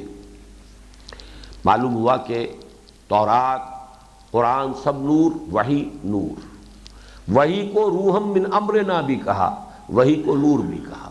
آگے چلیے، فرشتوں کے بارے میں حدیث نبوی، یہ مسلم شریف میں روایت موجود ہے، حضرت عائشہ سے میں صراحت کے ساتھ مذکور ہے کہ اللہ نے انہیں نور سے پیدا فرمایا۔ نمبر 3، روح محمدی علی صاحب الصلاۃ والسلام کے بارے میں ایک مشہور حدیث جو اگرچہ محدثین کے معیار جرح و تعدیل پر تو پوری نہیں اترتی، تاہم اکثر صوفیہ ہی نہیں مفسرین نے بھی اسے قبول فرمایا ہے۔ روح المعانی ایک بہت اہم تفسیر ہے اور بہت مقبول تفسیر ہے، انہوں نے اس حدیث کو قبول کیا ہے۔ نور ہی کا لفظ آیا ہے حضور صلی اللہ علیہ وسلم کی روح کے لیے، اول ما خلق اللہ نوری، پہلی شے جو اللہ نے تخلیق فرمائی وہ میرا نور تھا۔ اسی طرح ایک اور حدیث جس کا حوالہ تو تاحال دستیاب نہیں ہو سکا، یہ تاحال آج سے 8 سال پہلے کی بات ہو رہی ہے، میں آج اس کا ایک حوالہ لے کر آیا ہوں، وہ ابھی میں آپ کو بتاتا ہوں۔ لیکن معتبر ذرائع سے معلوم ہوا ہے کہ مولانا غلام مرشد مرحوم اسے اپنے درس میں بیان کیا کرتے تھے۔ یہ ہمارے ساتھی جو انجمن کے بزرگ ساتھیوں میں سے ہے ملک محمد بشیر صاحب، یہ اصل میں اور تنظیم میں بھی شامل ہوئے تھے، اور بہرحال چونکہ اپنے وہ بڑھاپے اور بیماری کی وجہ سے وہ معتذرین میں سے ہیں، یا یہ کہ لا تعلق لوگوں میں سے، لیکن تنظیم میں اصلاً شمولیت کی تھی انہوں نے۔ وہ اصل میں بہت معتقد بھی رہے اور مولانا غلام مرشد کے درس میں بہت طویل عرصے تک بیٹھتے رہے۔ وہ یہ حدیث سنایا کرتے تھے، حضرت جابر رضی اللہ تعالیٰ عنہ سے مروی، کہ حضرت جابر نے حضور سے سوال کیا کہ سب سے پہلی شے اللہ نے کیا پیدا کی؟ تو حضور نے جواب دیا، نور و نبی کا یا جابر، نور و نبی کا، اے جابر اللہ نے سب سے پہلی شے جو پیدا کی ہے وہ تیرے نبی کا نور، تیرے نبی کا نور۔ اور واقعتاً یہ الفاظ ایسے محسوس ہوتے ہیں، اس میں جو شفقت ہے، جو عنایت ہے۔ تو وہ بات جو کبھی مولانا مودودی نے کہی تھی کہ احادیث کے پڑھتے رہنے سے ایک ملکہ لوگوں میں پیدا ہو جاتا ہے کہ کسی عبارت کے بارے میں کہہ سکیں کہ یہ قول نبوی ہو سکتا ہے کہ نہیں، ایک مناسبت پیدا ہو جاتی ہے، تو یہ محسوس ہوتا ہے کہ یہ حدیث نبوی کے الفاظ ہیں۔ بہرحال میں اس میں آپ کو اب جو ایک روایت سنا رہا ہوں، یہ مصنف عبد الرزاق کی روایت ہے، اور یہ اگرچہ یہ صحیحین وغیرہ کے درجے کی یا اس کے بعد صحاح کے درجے کی تو کتاب نہیں ہے، مصنف عبد الرزاق جو ہے یہ بھی حدیث کی ایک کتاب ہے، مجموعہ ہے، اور اس میں یہ روایت جو ہے ایک مرفوع روایت کی حیثیت سے موجود ہے کہ حضور نے فرمایا، ان اللہ خلق قبل الاشیاء نور نبی کا۔ جابر بن عبداللہ انہی سے ہے، یہ حضرت جابر سے، جابر بن عبداللہ رضی اللہ تعالی عنہ۔ حضور نے فرمایا کہ تمام اشیاء کی تخلیق سے قبل اللہ نے اے جابر تیرے نبی کے نور کو پیدا فرمایا، من نور ہی۔ اب یہ بریلویت کا جو آخری درجہ ہے وہ آج یہاں آ رہا ہے، ٹاپ کی بریلویت ہے یہ، نور من نور اللہ، اللہ نے پیدا کیا تیرے نبی کے نور کو من نور ہی، اپنے نور سے۔ فجعل ذلک النور یدور بالقدرت حیث یشاء، اور پھر اس نور کو یہ آزادی دے دی کہ جہاں چاہے اپنے اجازت اور اپنی مرضی کے ساتھ چاہے گھومے پھرے، یدورو دارا یدورو دورن، دورہ کرے، گھومے پھرے۔ وَلَمْ يَكُنْ ذَلِكَ الْوَقْتِ لَوْحٌ وَلَا قَلَمٌ وَلَا جَنَّةٌ وَلَا نَارٌ وَلَا سَمَاءٌ وَلَا مَلَكٌ وَلَا الْأَرْضُ وَلَا الشَّمْسُ وَلَا الْقَمَرُ وَلَا جِنٌّ وَلَا جَانٌّ۔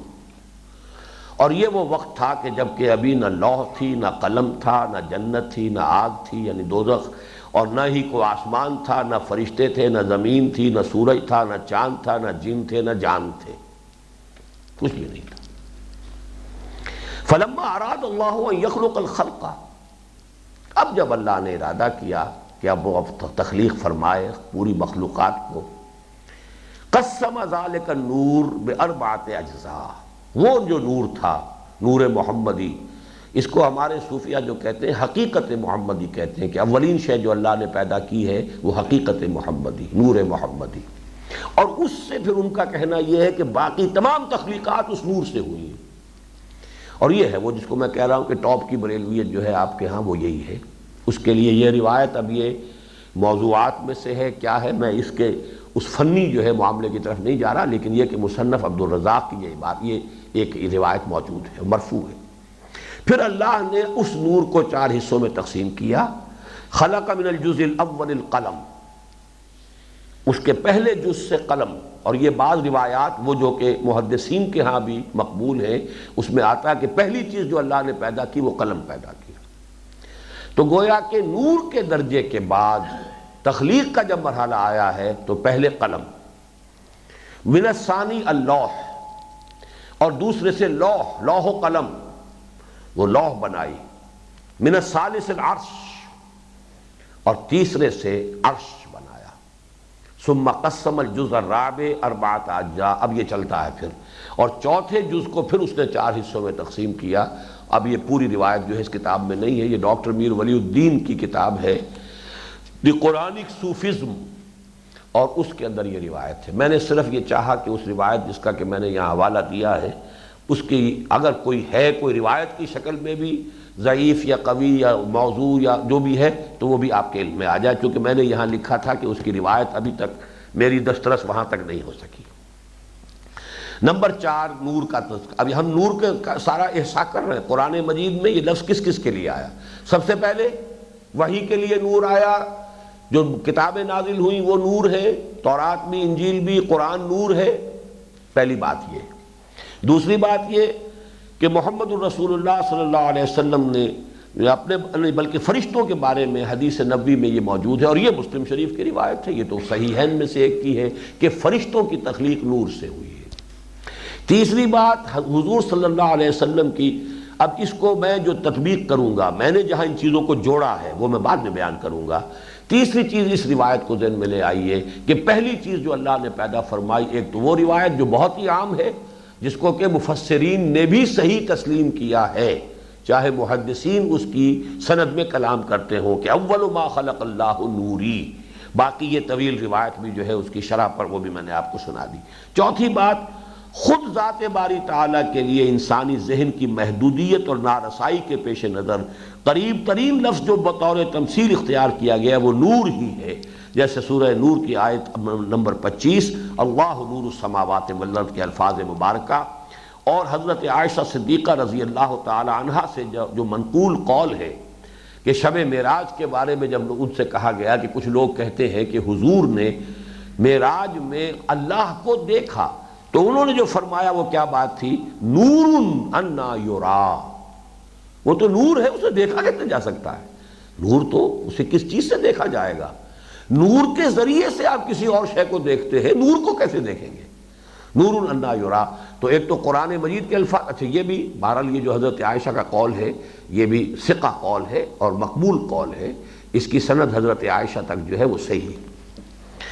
ان حقائق کے پیش نظر کیا یہ نتیجہ نکالنا بعید از قیاس یا دور کی کوڑی لانا ہے قرار دیا جا سکتا ہے کہ تخلیق کائنات کے ضمن میں اللہ تعالیٰ کے اولین کلمہ کن نے اپنے تنزل کے مرحلہ اول میں ایک نور بسیط کی صورت اختیار کی، اور اس سے اللہ تعالیٰ نے خلعت وجود عطا فرمایا ملائکہ اور ارواح انسانیہ کو، جن کی اصل نور ہے۔ ارواح انسانیہ بھی نور سے تخلیق پائیں، ملائکہ حدیث مرفوع موجود ہے اور حدیث صحیح ہے، صحیح مسلم کی، کہ نور سے پیدا کیے گئے، اور جو صاحب تشخص و شعور ہی نہیں، خود شعوری کی نعمت عظمیٰ سے بھی سرفراز ہیں۔ اور اس میں کون سے تعجب کی بات ہے کہ ان ملائکہ اور ارواح انسانیہ میں سب سے پہلے خلعت وجود سے سرفراز ہونے والی ہستی نور محمدی صلی اللہ علیہ وسلم یعنی روح محمدی ہی ہو، فداہ آباؤنا و امہاتنا۔ یہ تطبیق اب ہو رہی ہے کہ تنزل اول جو ہے اللہ کے کلمہ کن کا، میں نے جو بحث کی تنزل ذات باری تعالیٰ کی نہیں ہے، اللہ کے کلمہ کن کا تنزل ہے، ذات اپنی جگہ پر قائم۔ جیسے میں اگر کہتا ہوں کن تو میرا وجود اپنی جگہ پر مستقل بذات ہے، اس میں کوئی کمی نہیں ہوئی ہے، وہ جو کا تو قائم ہے۔ یہ کلمہ کن ہے، آخر اس میں انرجی ہے۔ یہ فضا کے اندر جو بھی اس نے لہریں پیدا کی ہیں وہ لہریں بہت بڑی طاقت رکھنے والی ہیں۔ ہمارے پاس اگر سینسیٹیو جو ہے وہ موجود ہوں انسٹرومنٹس تو آج سے ہزاروں برس پہلے کی جو لہریں تھیں ان کو بھی کیپچر کیا جا سکتا ہے، کہیں نہ کہیں خلا کے اندر موجود ہیں، آج بھی انہیں آپ واپس لا سکتے ہیں۔ تو یہ میرا لفظ کن ہے جس نے کہ یہ ساری شکل اختیار کی ہے۔ اللہ کا کلمہ کن ہے جس نے کہ تنزلات کا جب سفر شروع کیا ہے تو پہلا تنزل یہ ہے کہ اس نے ایک نور بسیط کی شکل اختیار کی۔ اس میں دو الفاظ نوٹ کیجئے، نور بسیط و لطیف و خلق۔ اس نور میں حرارت نہیں تھی، یہ نور بسیط تھا، پھیلا ہوا، نہایت لطیف۔ اس نور سے پھر پیدا ہوئے ہیں اس مرحلے پر ملائکہ اور ارواح انسانیہ۔ اور ارواح انسانیہ میں اچھا ان ملائکہ میں بھی کون سی بات غلط ہو کہ ارواح کی پہلے ہوئی ہو ملائکہ کی بعد میں ہوئی ہو، اور ارواح انسانیہ میں سب سے پہلے روح محمدی کی تخلیق ہوئی ہو، یہ کوئی چیز نہ مستبعد ہے، نہ کوئی ہمارے عقیدے کو متزلزل کرنے والی ہے، نہ اس میں کسی درجے میں کوئی شرک کی آمیزش ہے کہ اول ما خلق اللہ نوری یعنی اول ما خلق اللہ روحی، سب سے پہلے اللہ نے آخر کوئی نہ کوئی شے تو پہلے پیدا کی ہے نا، سب سے پہلے جو شے اللہ نے پیدا کی وہ میری روح۔ یہاں تک تو میرے نزدیک نہ توحید میں کوئی رکھنا پڑتا ہے، البتہ آگے کی بات وہ پھر اس سے بحث ہوگی کہ وہ روایت کس پائے کی ہے، اس سے آگے کی باتیں کہ پھر اسی نور کے 4 حصے ہوئے، اس میں سے ایک سے قلم، ایک سے لوح، ایک سے یہ، ایک سے وہ بنا، یہ اصل میں پھر بات کی باتیں ہیں۔ لیکن یہ کہ اس حد تک جو معاملہ ہے وہ میرے نزدیک کم سے کم میرے نزدیک قابل قبول ہے، کسی اور کو قبول ہو نہ ہو اس سے مجھے بحث نہیں۔ واضح رہے کہ قرآن حکیم جیسے نہ صرف شعور بلکہ شعور ذات کی حاصل ان دونوں انواع یعنی فرشتوں اور ارواح انسانیہ کو عالم امر سے متعلق قرار دیتا ہے، اسی طرح ان کے باہمی مخاطبہ و مکالمہ، روح جب روح سے مخاطب ہوگی،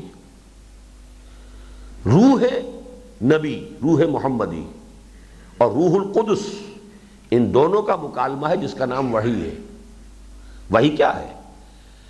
حضرت جبرائیل حضور تک منتقل کر رہے ہیں، اور روح الامین روح القدس روح محمدی صلی اللہ علیہ وسلم، وحی در حقیقت وہ ان کانوں سے حضور نہیں سنتے تھے، وہ قلب سے سنتے تھے۔ اس کا تعلق سارا جو ہے وہ جو آج صبح ہم نے پڑھا تھا انسانی وجود کا وہ دوسرا حصہ، نزل بہ روح الامین علی قلبک، وہ قلب پر براہ راست نازل ہوئی ہے، اس کا کوئی تعلق ان کانوں کے ساتھ نہیں ہے۔ اس حوالے سے یہ روح کا ہم کلام ہونا ہے روح کے ساتھ، روح محمدی صلی اللہ علیہ وسلم ہم کلام ہوئی ہے روح الامین سے، روح قدس سے، اس لیے وحی کو بھی روح کہا ہے، فرشتہ بھی روح، اور روح کے ساتھ عالم امر کا لفظ بھی اس کے اندر ایڈ ہو گیا، وحی بھی روح، وحی کی ریسیپینٹ بھی روح محمدی، وہی الفاظ چل رہے ہیں روح اور امر اور وہی نور کا لفظ، در حقیقت یہ سب کے سب ایک قبیل کی چیزیں ہیں۔ واضح رہے کہ قرآن حکیم جیسے نہ صرف شعور بلکہ شعور ذات کی حاصل ان دونوں انواع یعنی فرشتوں اور ارواح انسانیہ کو عالم امر سے متعلق قرار دیتا ہے۔ یہ ذرا الفاظ جو آئے ہیں اس کو نوٹ کیجئے، ایک ہے شعور کانشسنس، ایک ہے خود شعوری سیلف کانشسنس، اس زمین آسمان کا فرق ہے۔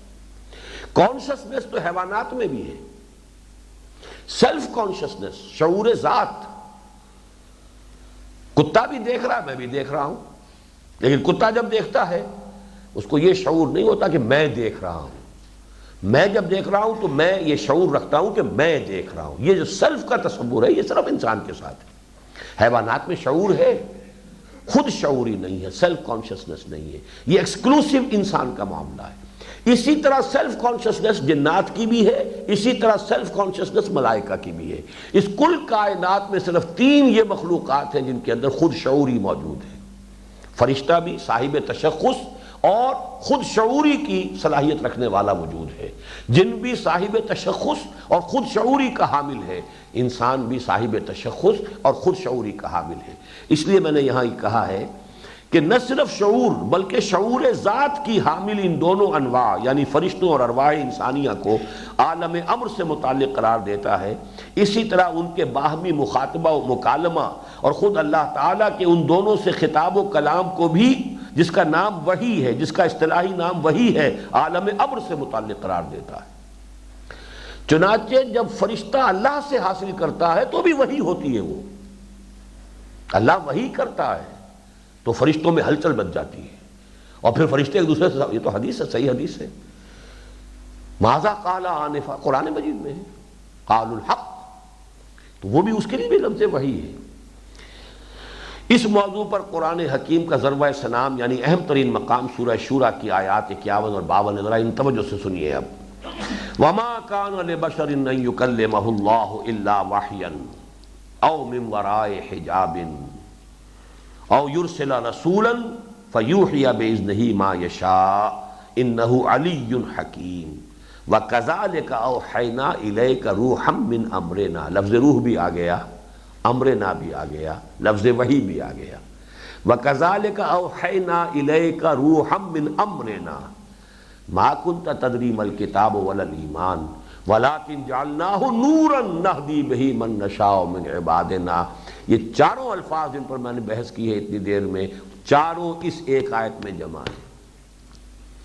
وَكَذَلِكَ أَرْسَلْنَا أَوْحَيْنَا إِلَيْكَ رُوحًا مِّنْ أَمْرِنَا مَا كُنْتَ تَدْرِي مَا الْكِتَابُ وَلَا الْإِيمَانُ وَلَكِنْ جَعَلْنَاهُ نُورًا نَهْدِي بِهِ مَن نَّشَاءُ مِنْ عِبَادِنَا وَإِنَّكَ لَتَهْدِي إِلَىٰ صِرَاطٍ مُسْتَقِيمٍ۔ اور کسی بشر کی بھی یہ شان نہیں ہے کہ اللہ اس سے کلام کرے مگر وحی کے ذریعے یا پردے کی اوٹ سے یا بھیجے کسی فرشتے کو، پس وہ وحی کر دے اس کے اذن سے جو وہ چاہے۔ وہ بڑا ہی عالی مقام اور بڑا ہی حکیم ہے۔ اور اسی طرح ہم نے تمہاری طرف بھی وحی کی ہے ایک روح اپنے امر میں سے، نہ تم یہ جانتے تھے کہ کتاب کیا ہے اور نہ یہ جانتے تھے کہ ایمان کیا ہے، لیکن ہم نے اس کو ایک نور بنا دیا جس سے ہم ہدایت دیتے ہیں اپنے بندوں میں سے جس کو چاہتے ہیں، اور بے شک تم ایک سیدھی راہ کی طرف رہنمائی کرنے والے ہو۔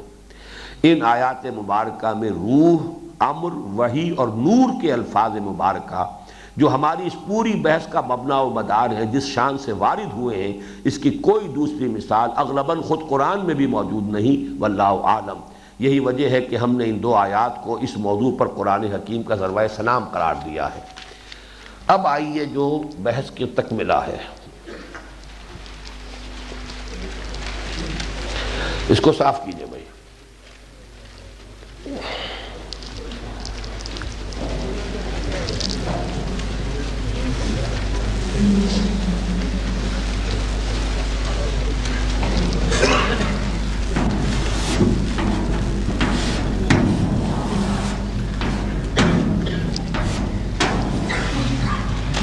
جہاں سے ہم نے بحث شروع کی تھی،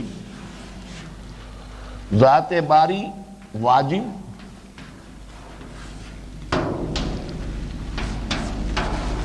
قدیم، اس سے حدوث اور امکان کا سفر کن مراحل میں طے ہوا۔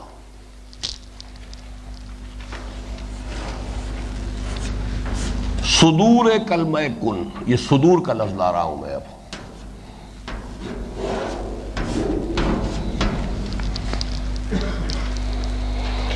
اس نے تنزل اول ہے اب میرے نزدیک۔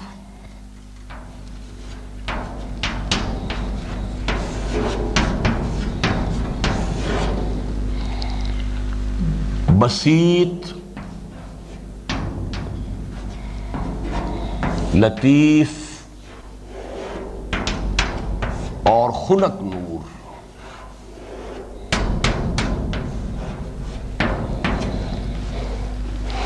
اور اسی سے تخلیق ہوئی ارواح انسانیہ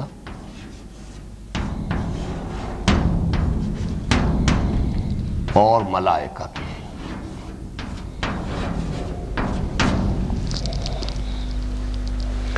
تنزل دو، اور یہ سارا جو ہے عالم امر ہے۔ ارواح انسانیہ کا تعلق بھی عالم امر سے ہے، لہذا روح انسانی کو یہاں سے عرش تک جانے میں کوئی وقت نہیں لگتا، جیسے فرشتے کو کوئی وقت نہیں لگتا۔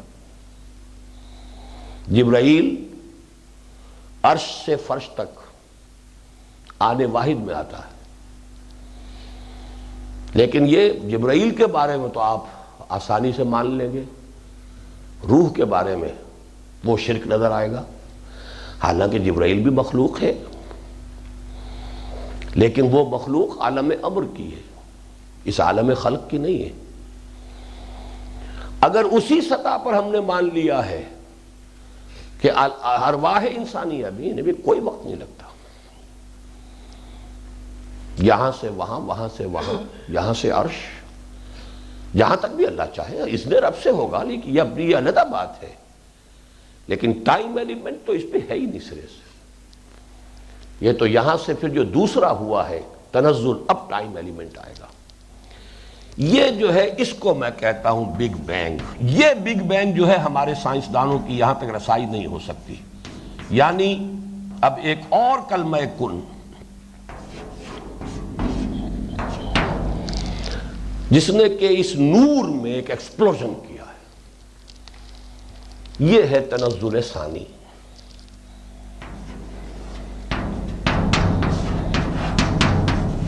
جس سے ناری کرے وجود میں آئے ہیں۔ آج آپ اگر پڑھیں گے، آپ یہ فرسٹ 3 منٹس ایک کتاب لکھی ہے ایک سائنسدان نے، اس کی جو وہ ایکسپلوژن ہوا ہے، اس کے نتیجے میں جو کرہ، آتشی کرہ وجود میں آیا ہے، بلینز نہیں ٹریلینز ڈگری سینٹی گریڈ کی ہیٹ تھی اس کی، اس کا تو آدمی چکرا جاتا ہے، اس کی حرارت کا کیا عالم تھا۔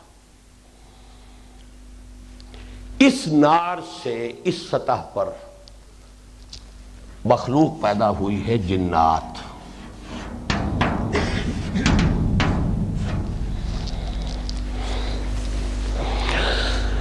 یہ لطافت سے کثافت تک کا سفر اب جاری ہوا ہے۔ تیسرا تنزل ہے ان ناری کروں کا ٹھنڈا ہونا۔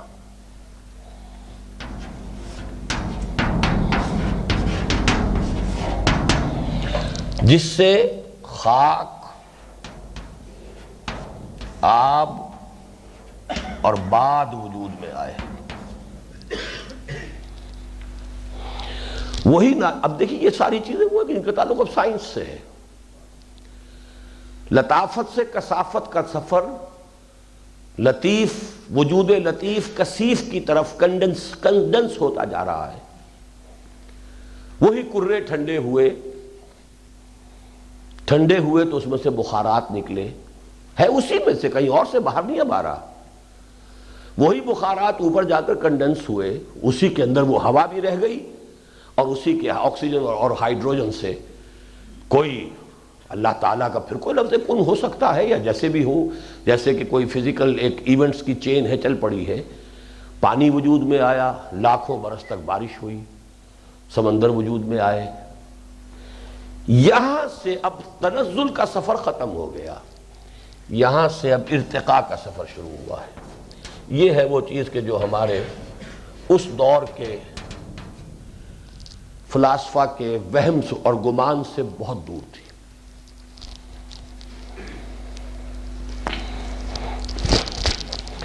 وہی چیزیں جو سپلٹ ہوئی تھی،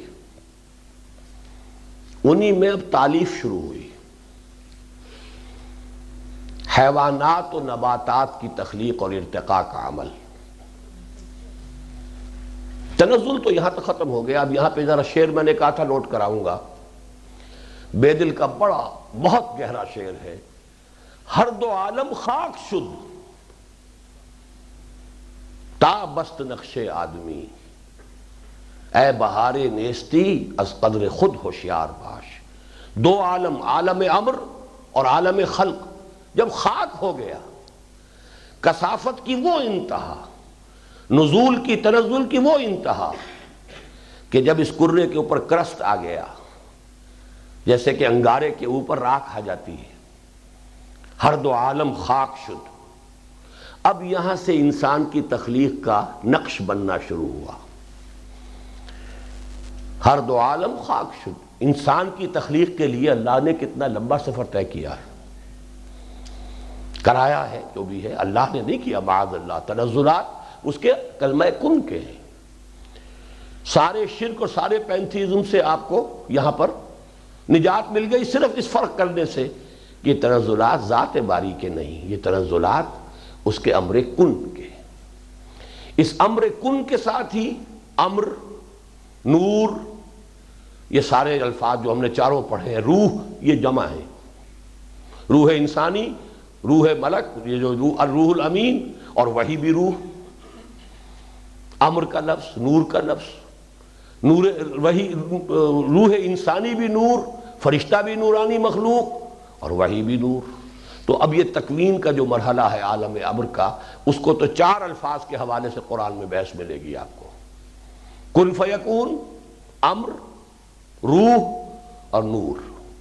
اس کے بعد آگے چل کر اس بگ بینگ، یہ عالم خلق ہے، سائنس یہیں تک جا سکتی، اس سے آگے جا نہیں سکتی، اس لیے کہ اس سے آگے تو پھر وہ میٹا فزکس کا زمانہ ہے، وہاں جو ہے سائنس کا دائرہ ہی نہیں، لہذا خلق میں انہوں نے کہا کہ بگ بینگ سے آغاز ہوا، اور یہ صحیح ہے۔ جیسے کہ ارتقاء میں اگر یہ مان لیا جائے کہ ارتقاء وجود حیوانی کا ہوا ہے، روح کا کیا سوال ارتقاء کا، تو جو نظریہ ارتقاء ہے اس کی ساری خباثتیں، اس کے سارے مضرتیں ختم ہو جاتی ہیں۔ اسی طریقے سے جب یہ مان لیا کہ اس میں تنزل اللہ کے امر کن کا ہے، وہ شرک اور پینتھیزم جو ہے وہ ختم ہوا، ہماؤس کا معاملہ ختم ہوا، مجھ سے کلام صادر ہوا ہے، میں نے کن کہا ہے، اس سے میرے وجود میں کوئی کمی نہیں آئی، میرے وجود میں تو چلیے کمی آ گئی ہوگی، کوئی کیلوری کم ہوئی ہے میرے جسم میں، جب میں نے کہا کن تو کوئی نہ کوئی تو میری کیلوریز جو ہے برن ہوئی ہیں، اس انرجی کی شکل میں آئی ہیں۔ اللہ کے وجود میں کوئی کمی نہیں، اللہ کا وجود اپنی جگہ پر کامل چوں کا توں، لیکن اس کے کم امر کن نے یہ تنزل کا سفر طے کیا۔ لیکن اب ہے یہ جو ارتقاء کا مرحلہ ہے، خاک اور آب نے مل کر اس کرۂ ارضی پر حیات نباتاتی و حیوانی کا آغاز کیا ہے، ملے ہیں یہ۔ قرآن مجید کہتا ہے تین، دیکھیے انسانوں کا مادہ تخلیق قرآن نے کیا بتایا، مٹی، لیکن مبدأ حیات کیا ہے، پانی۔ ان دونوں کے جڑنے سے وہ تراب تین بنا ہے۔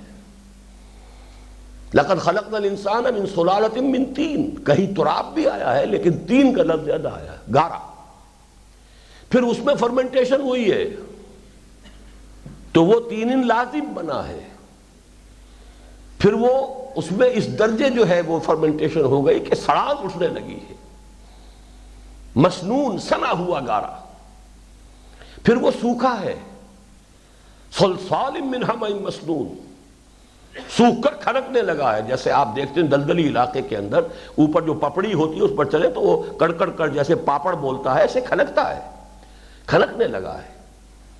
من صلصال کالفخار، 6 الفاظ قرآن استعمال کر رہا ہے، کیوں کر رہا ہے؟ ساری حکمت اس میں مضمر ہے، سارا اس کے اندر سارا جو قرآن مجید کی ہدایت ہے حکمت والی وہ اس میں ہے۔ ایک عام آدمی پڑھ جائے ٹھیک ہے، کہیں یہ کہہ دیا کہیں وہ کہہ دیا، کیا فرق پڑتا ہے، مٹی سے بنایا ٹھیک ہے، اس کی حد تک یہ بات صحیح ہے، بالکل صحیح ہے، کافی ہے، اسے یہ پتا رہے، یہ مانتا رہے کہ مجھے اللہ نے بنایا، بس کافی ہے، اس کی ہدایت اس کے عمل کی درستی کے لیے یہ کافی ہے، اللہ نے بنایا، اللہ کی طرف لوٹ کر جانا ہے، کافی ہے۔ لیکن یہ کہ یہ کیوں 6 الفاظ، why taxing the mind of the people? تراب سے پیدا کیا، تین سے پیدا کیا، تین لازم سے پیدا کیا، حمأ مسنون سے پیدا کیا، پھر وہ حمأ مسنون صلصال بنی ہے، صلصال من حمأ مسنون، پھر وہ صلصال کالفخار۔ یہ تمام تعبیرات کس لیے؟ یہ وہ ارتقاء کے عمل کو ظاہر کر رہی ہیں۔ اب یوں سمجھیے کہ یہ ارتقاء کا تابست نقش آدمی یہ سفر طے کر کے جب اس مرحلے پر آیا کہ ہومو سیپینز وجود میں آ گیا، اس کے ساتھ وہ روح، اصل میں مجھے یہ ادھر کھینچنا چاہیے تھا، پھر جب روح اس میں پھونک دی گئی، اب یہ آدم ہے۔ آدم کا وجود دو اجزاء سے مرکب ہے۔ ارتقاء کا طویل سفر طے کرنے کے بعد جو حیوان انسان وجود میں آیا، اس میں سے ایک حیوان انسان کو، ایک فرد کو اللہ نے سلیکٹ کیا، اس میں اپنی روح میں سے پھونکا، وہ روح جو پہلے پیدا کی جا چکی تھی لا کے شامل کر دی گئی۔ اب وہ آدم ہے۔ فَإِذَا سَوَّيْتُهُ وَنَفَخْتُ فِيهِ مِن رُوحِي فَقَعُوا لَهُ سَاجِدِينَ، تو اب وہ ملائکہ اس کے سامنے سربسجود ہوئے۔ یہ ہے تنزلات اور ارتقاء کا ایک سفر جو انسان کی تخلیق تک منتج ہوا ہے۔ اب میں آپ کو ذرا مولانا روم کے اشعار سنا دیتا ہوں۔ یہ ارتقاء کے سفر کو وہ تعبیر کر رہے ہیں کہ یہ میں ہی تھا، میں نے ہی مختلف قالب جو ہیں وہ ایک کے بعد دوسرے قالب بدلے ہیں، میں چلا آ رہا ہوں۔ از جمادی مردم و نامی شدم، پہلے جمادات تھی نا، مٹی جمادات میں سے ہے نا، اس میں کوئی نمو نہیں ہو سکتی، کوئی اس کے اندر جیسے پتھر ہیں اور ہے جمادات ہیں۔ میں جمادی میں، جمادات میں مرا، لیکن میں نے جنم لے لیا، نامی شدم، پھر میں نباتات کے پیکر میں آ گیا۔ وز نما مردم بے حیواں سرزدم، نما نمو سے، اس لیے کہ نباتات کی شان یہ ہے کہ اس میں ارتقاء ہوتا ہے، نشو و نما بڑھتا ہے، گرو کرتی ہے۔ وہاں سے میں نے اس اپنے قالب کو چھوڑا۔ مردم کیا ہے؟ روح ہمارے اس قالب کو چھوڑ جاتی ہے تو موت ہے نا، جان ہمارے اس قالب سے نکل جاتی ہے تو یہ موت ہے۔ تو گویا کہ جمادات کیا ایک قالب میرا تھا، میں اس میں سے نکلا، اس کو میں نے چھوڑا، نباتات کی شکل اختیار کی، نباتات کے قالب کو میں نے ترک کیا، بے حیوان سرقدم، پھر حیوانیت اس عالم حیوانات میں آ گیا۔ مردم از حیوانیو آدم شدم، اب وہ حیوانیت سے پھر میں نے ایک چھلانگ لگائی، میں آدم بن گیا۔ اب اصل جو ہے کہاں یہ لے کے جانا چاہ رہے ہیں، پس چہ ترسم کہ ز مردن کم شوم، مجھے کیا اندیشہ کہ میں مرنے سے کم ہو جاؤں گا، میں نے ایک موت کے بعد دوسری موت، تیسری بار، میں تو ترقی کرتا ہوا آ رہا ہوں، ارتقاء کرتا ہوا آ رہا ہوں، جمادات سے نباتات، نباتات سے حیوانات، حیوانات سے انسان، تو میں تو ترقی کر رہا ہوں۔ پس چہ ترسم، میں کیا اندیشہ رکھوں کہ ز مردن کم شوم، کہ مرنے سے میں کم ہو جاؤں گا، میرے اندر کوئی کمی آ جائے گی، مرنے کے بعد کیا ہوگا، یا یہ کہ اس انسانیت سے آگے منزل کیا ہوگی۔ حملہ دیگر بمیرم از بشر، پس بر آرم از ملائک بالوں پر، اس آدم سے ایک جست لگاؤں گا، ایک چھلانگ لگاؤں گا تو ملائکہ کی فہرست میں آ جاؤں گا۔ بار دیگر از ملک پر شوم، اور پھر ایک مرتبہ اور یہ جو ملائکہ کا جو مرحلہ ہے اس سے پھر جب میں ایک زقند لگاؤں گا، پرراں ہوں گا، اڑوں گا، آنچ از وہم ناید آن شوم، پھر میں وہ ہو جاؤں گا کہ جو کسی خیال میں آ ہی نہیں سکتا، یعنی جہاں سے میں چلا تھا وہیں پہنچ جاؤں گا۔ انا للہ و انا الیہ راجعون، یہ مولانا روم۔ اب اس کا پہلا حصہ تو اس اعتبار سے بہت نوٹ وردی ہے کہ اگر کوئی یہ خیال کرتا ہے کہ یہ ارتقاء جو ہے ڈارون کا نظریہ ہے تو کس قدر احمقانہ خیال ہے، کتنی صدیوں پیشتر یہ سارا تصور جو ہے مولانا روم دے رہے ہیں۔ بلکہ ایک مسلمان جو سائنسدان تھا خاص طور پر، وہ تو اس طرح، یہ تو خیر صوفی ہیں، انہوں نے تو اور زقندیں لگائی ہیں اور چھلانگیں لگائی ہیں، لیکن یہ کہ وہ سائنسدان ابن مسکوہ ہے کہ جس نے یہ ارتقاء کا پورا فلسفہ سب سے پہلے پیش کیا ہے۔ یہ دوسری بات ہے کہ ان کے لیے وہ اتنے وسائل و ذرائع نہیں تھے، فیکٹس اینڈ فگرز، ڈیٹا۔ اب ڈارون نے جیسے ایک جہاز لیا اور اوپر سے سفر کیا اور دنیا کے جزیروں کے اندر گھوما پھرا، اور اس نے انسیکٹس اور یہ اور وہ ان کو جمع کیا، جمع کر کے ان کی گریڈیشن کی، یہ کام تو بہرحال نہیں ہوا، لیکن اس سے پہلے عقل انسانی نے تو یہ سارے کے سارے مراحل طے کیے ہوئے ہیں۔ از جمادی مردم و نامی شدم، از نما مردم بہیواں سرزدم، مردم از حیوانی و آدم شدم، پس چه ترسم کہ ز مردن کم شوم، میرے لیے تو کوئی خطرہ ہی نہیں۔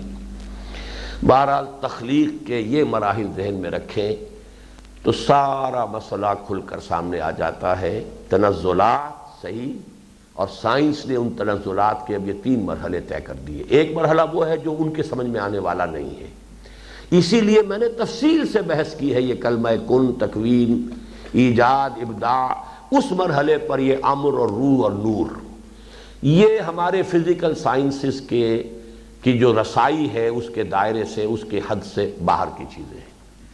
اس کے بعد جیسا کہ میں نے عرض کیا، پھر یہ جو بگ بینگ سے شروع ہو کر وہ آتشی کرے، یہ میرے نزدیک تنزل ثانی ہے۔ اس مرحلے پر جو صاحب شعور مخلوق اللہ نے پیدا کی ہے وہ جنات ہیں۔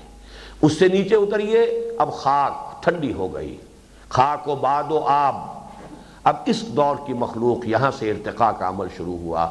Uni cellular organism, amoeba, algae, یہ نباتات، آج کی سائنس یہ بتاتی ہے یہ 2 چیزیں نہیں ہیں بلکہ یہ ایک ہی حقیقت ہے۔ فرق کیا ہے ان دونوں میں؟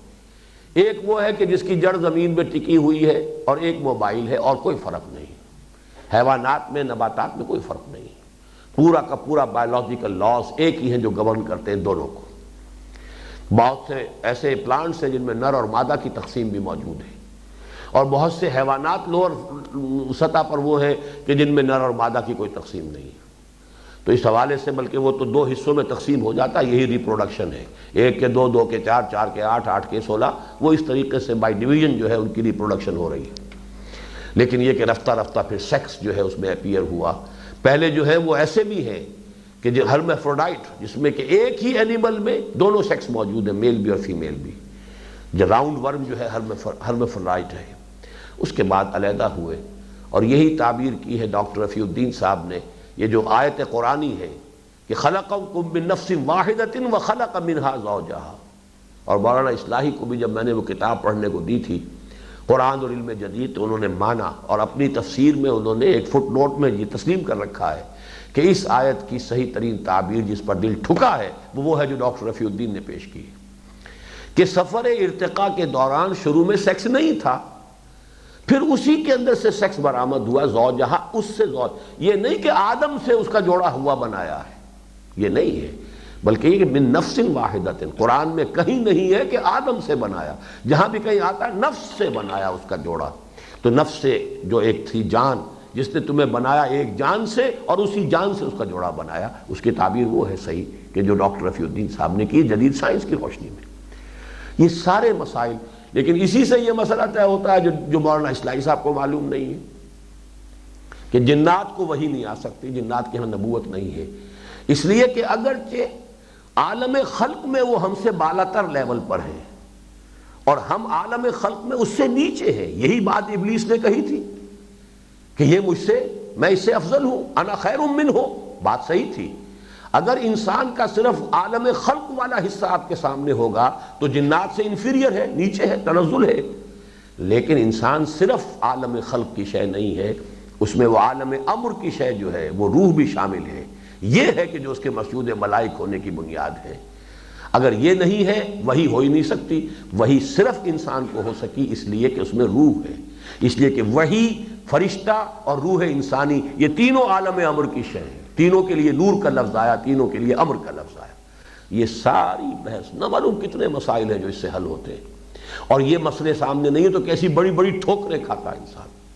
اصلاحی صاحب یہ کہتے ہیں کہ یہ بات ہی غلط ہے، یہ خام خواہ جو ہے پھیل گئی ہے بات کہ جنات میں نبی نہیں، کیوں نہیں؟ حالانکہ امت کا اجماعی عقیدہ ہے کہ جنات میں نبوت نہیں ہے۔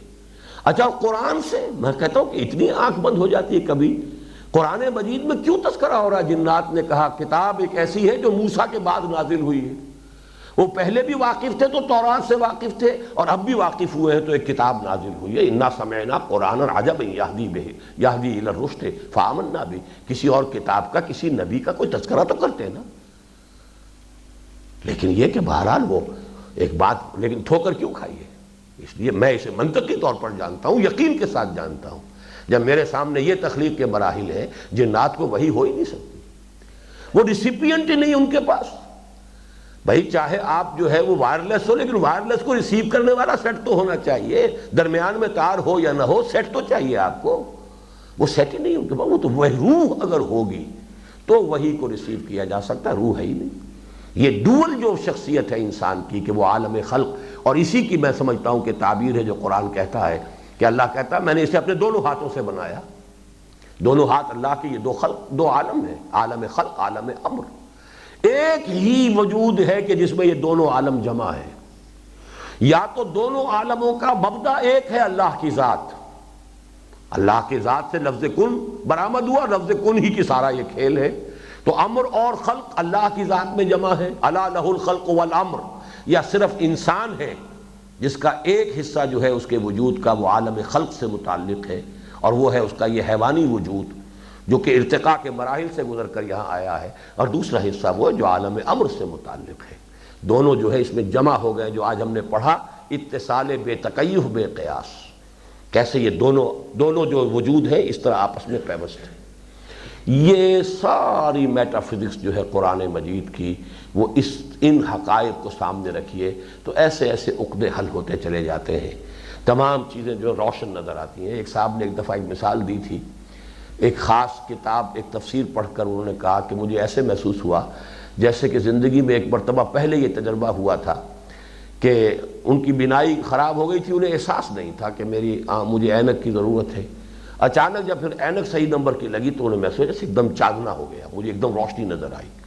تو واقعہ یہ ہے کہ اگر یہ سارے حقائق کونیہ سامنے ہوں تو پورے قرآن مجید میں آپ کو روشنی نظر آئے گی کہ اس کے تمام پہلو جو ہے گویا کہ روشن منور اجاگر ہو گئے، کہ ایک ایک لفظ آیا ہے تو کسی وجہ سے آیا ہے، ہر لفظ جو ہے سلیکشن آف ورڈز، یہ تمام الفاظ جو آئے ہیں وہ حکمت کے اوپر مبنی ہے۔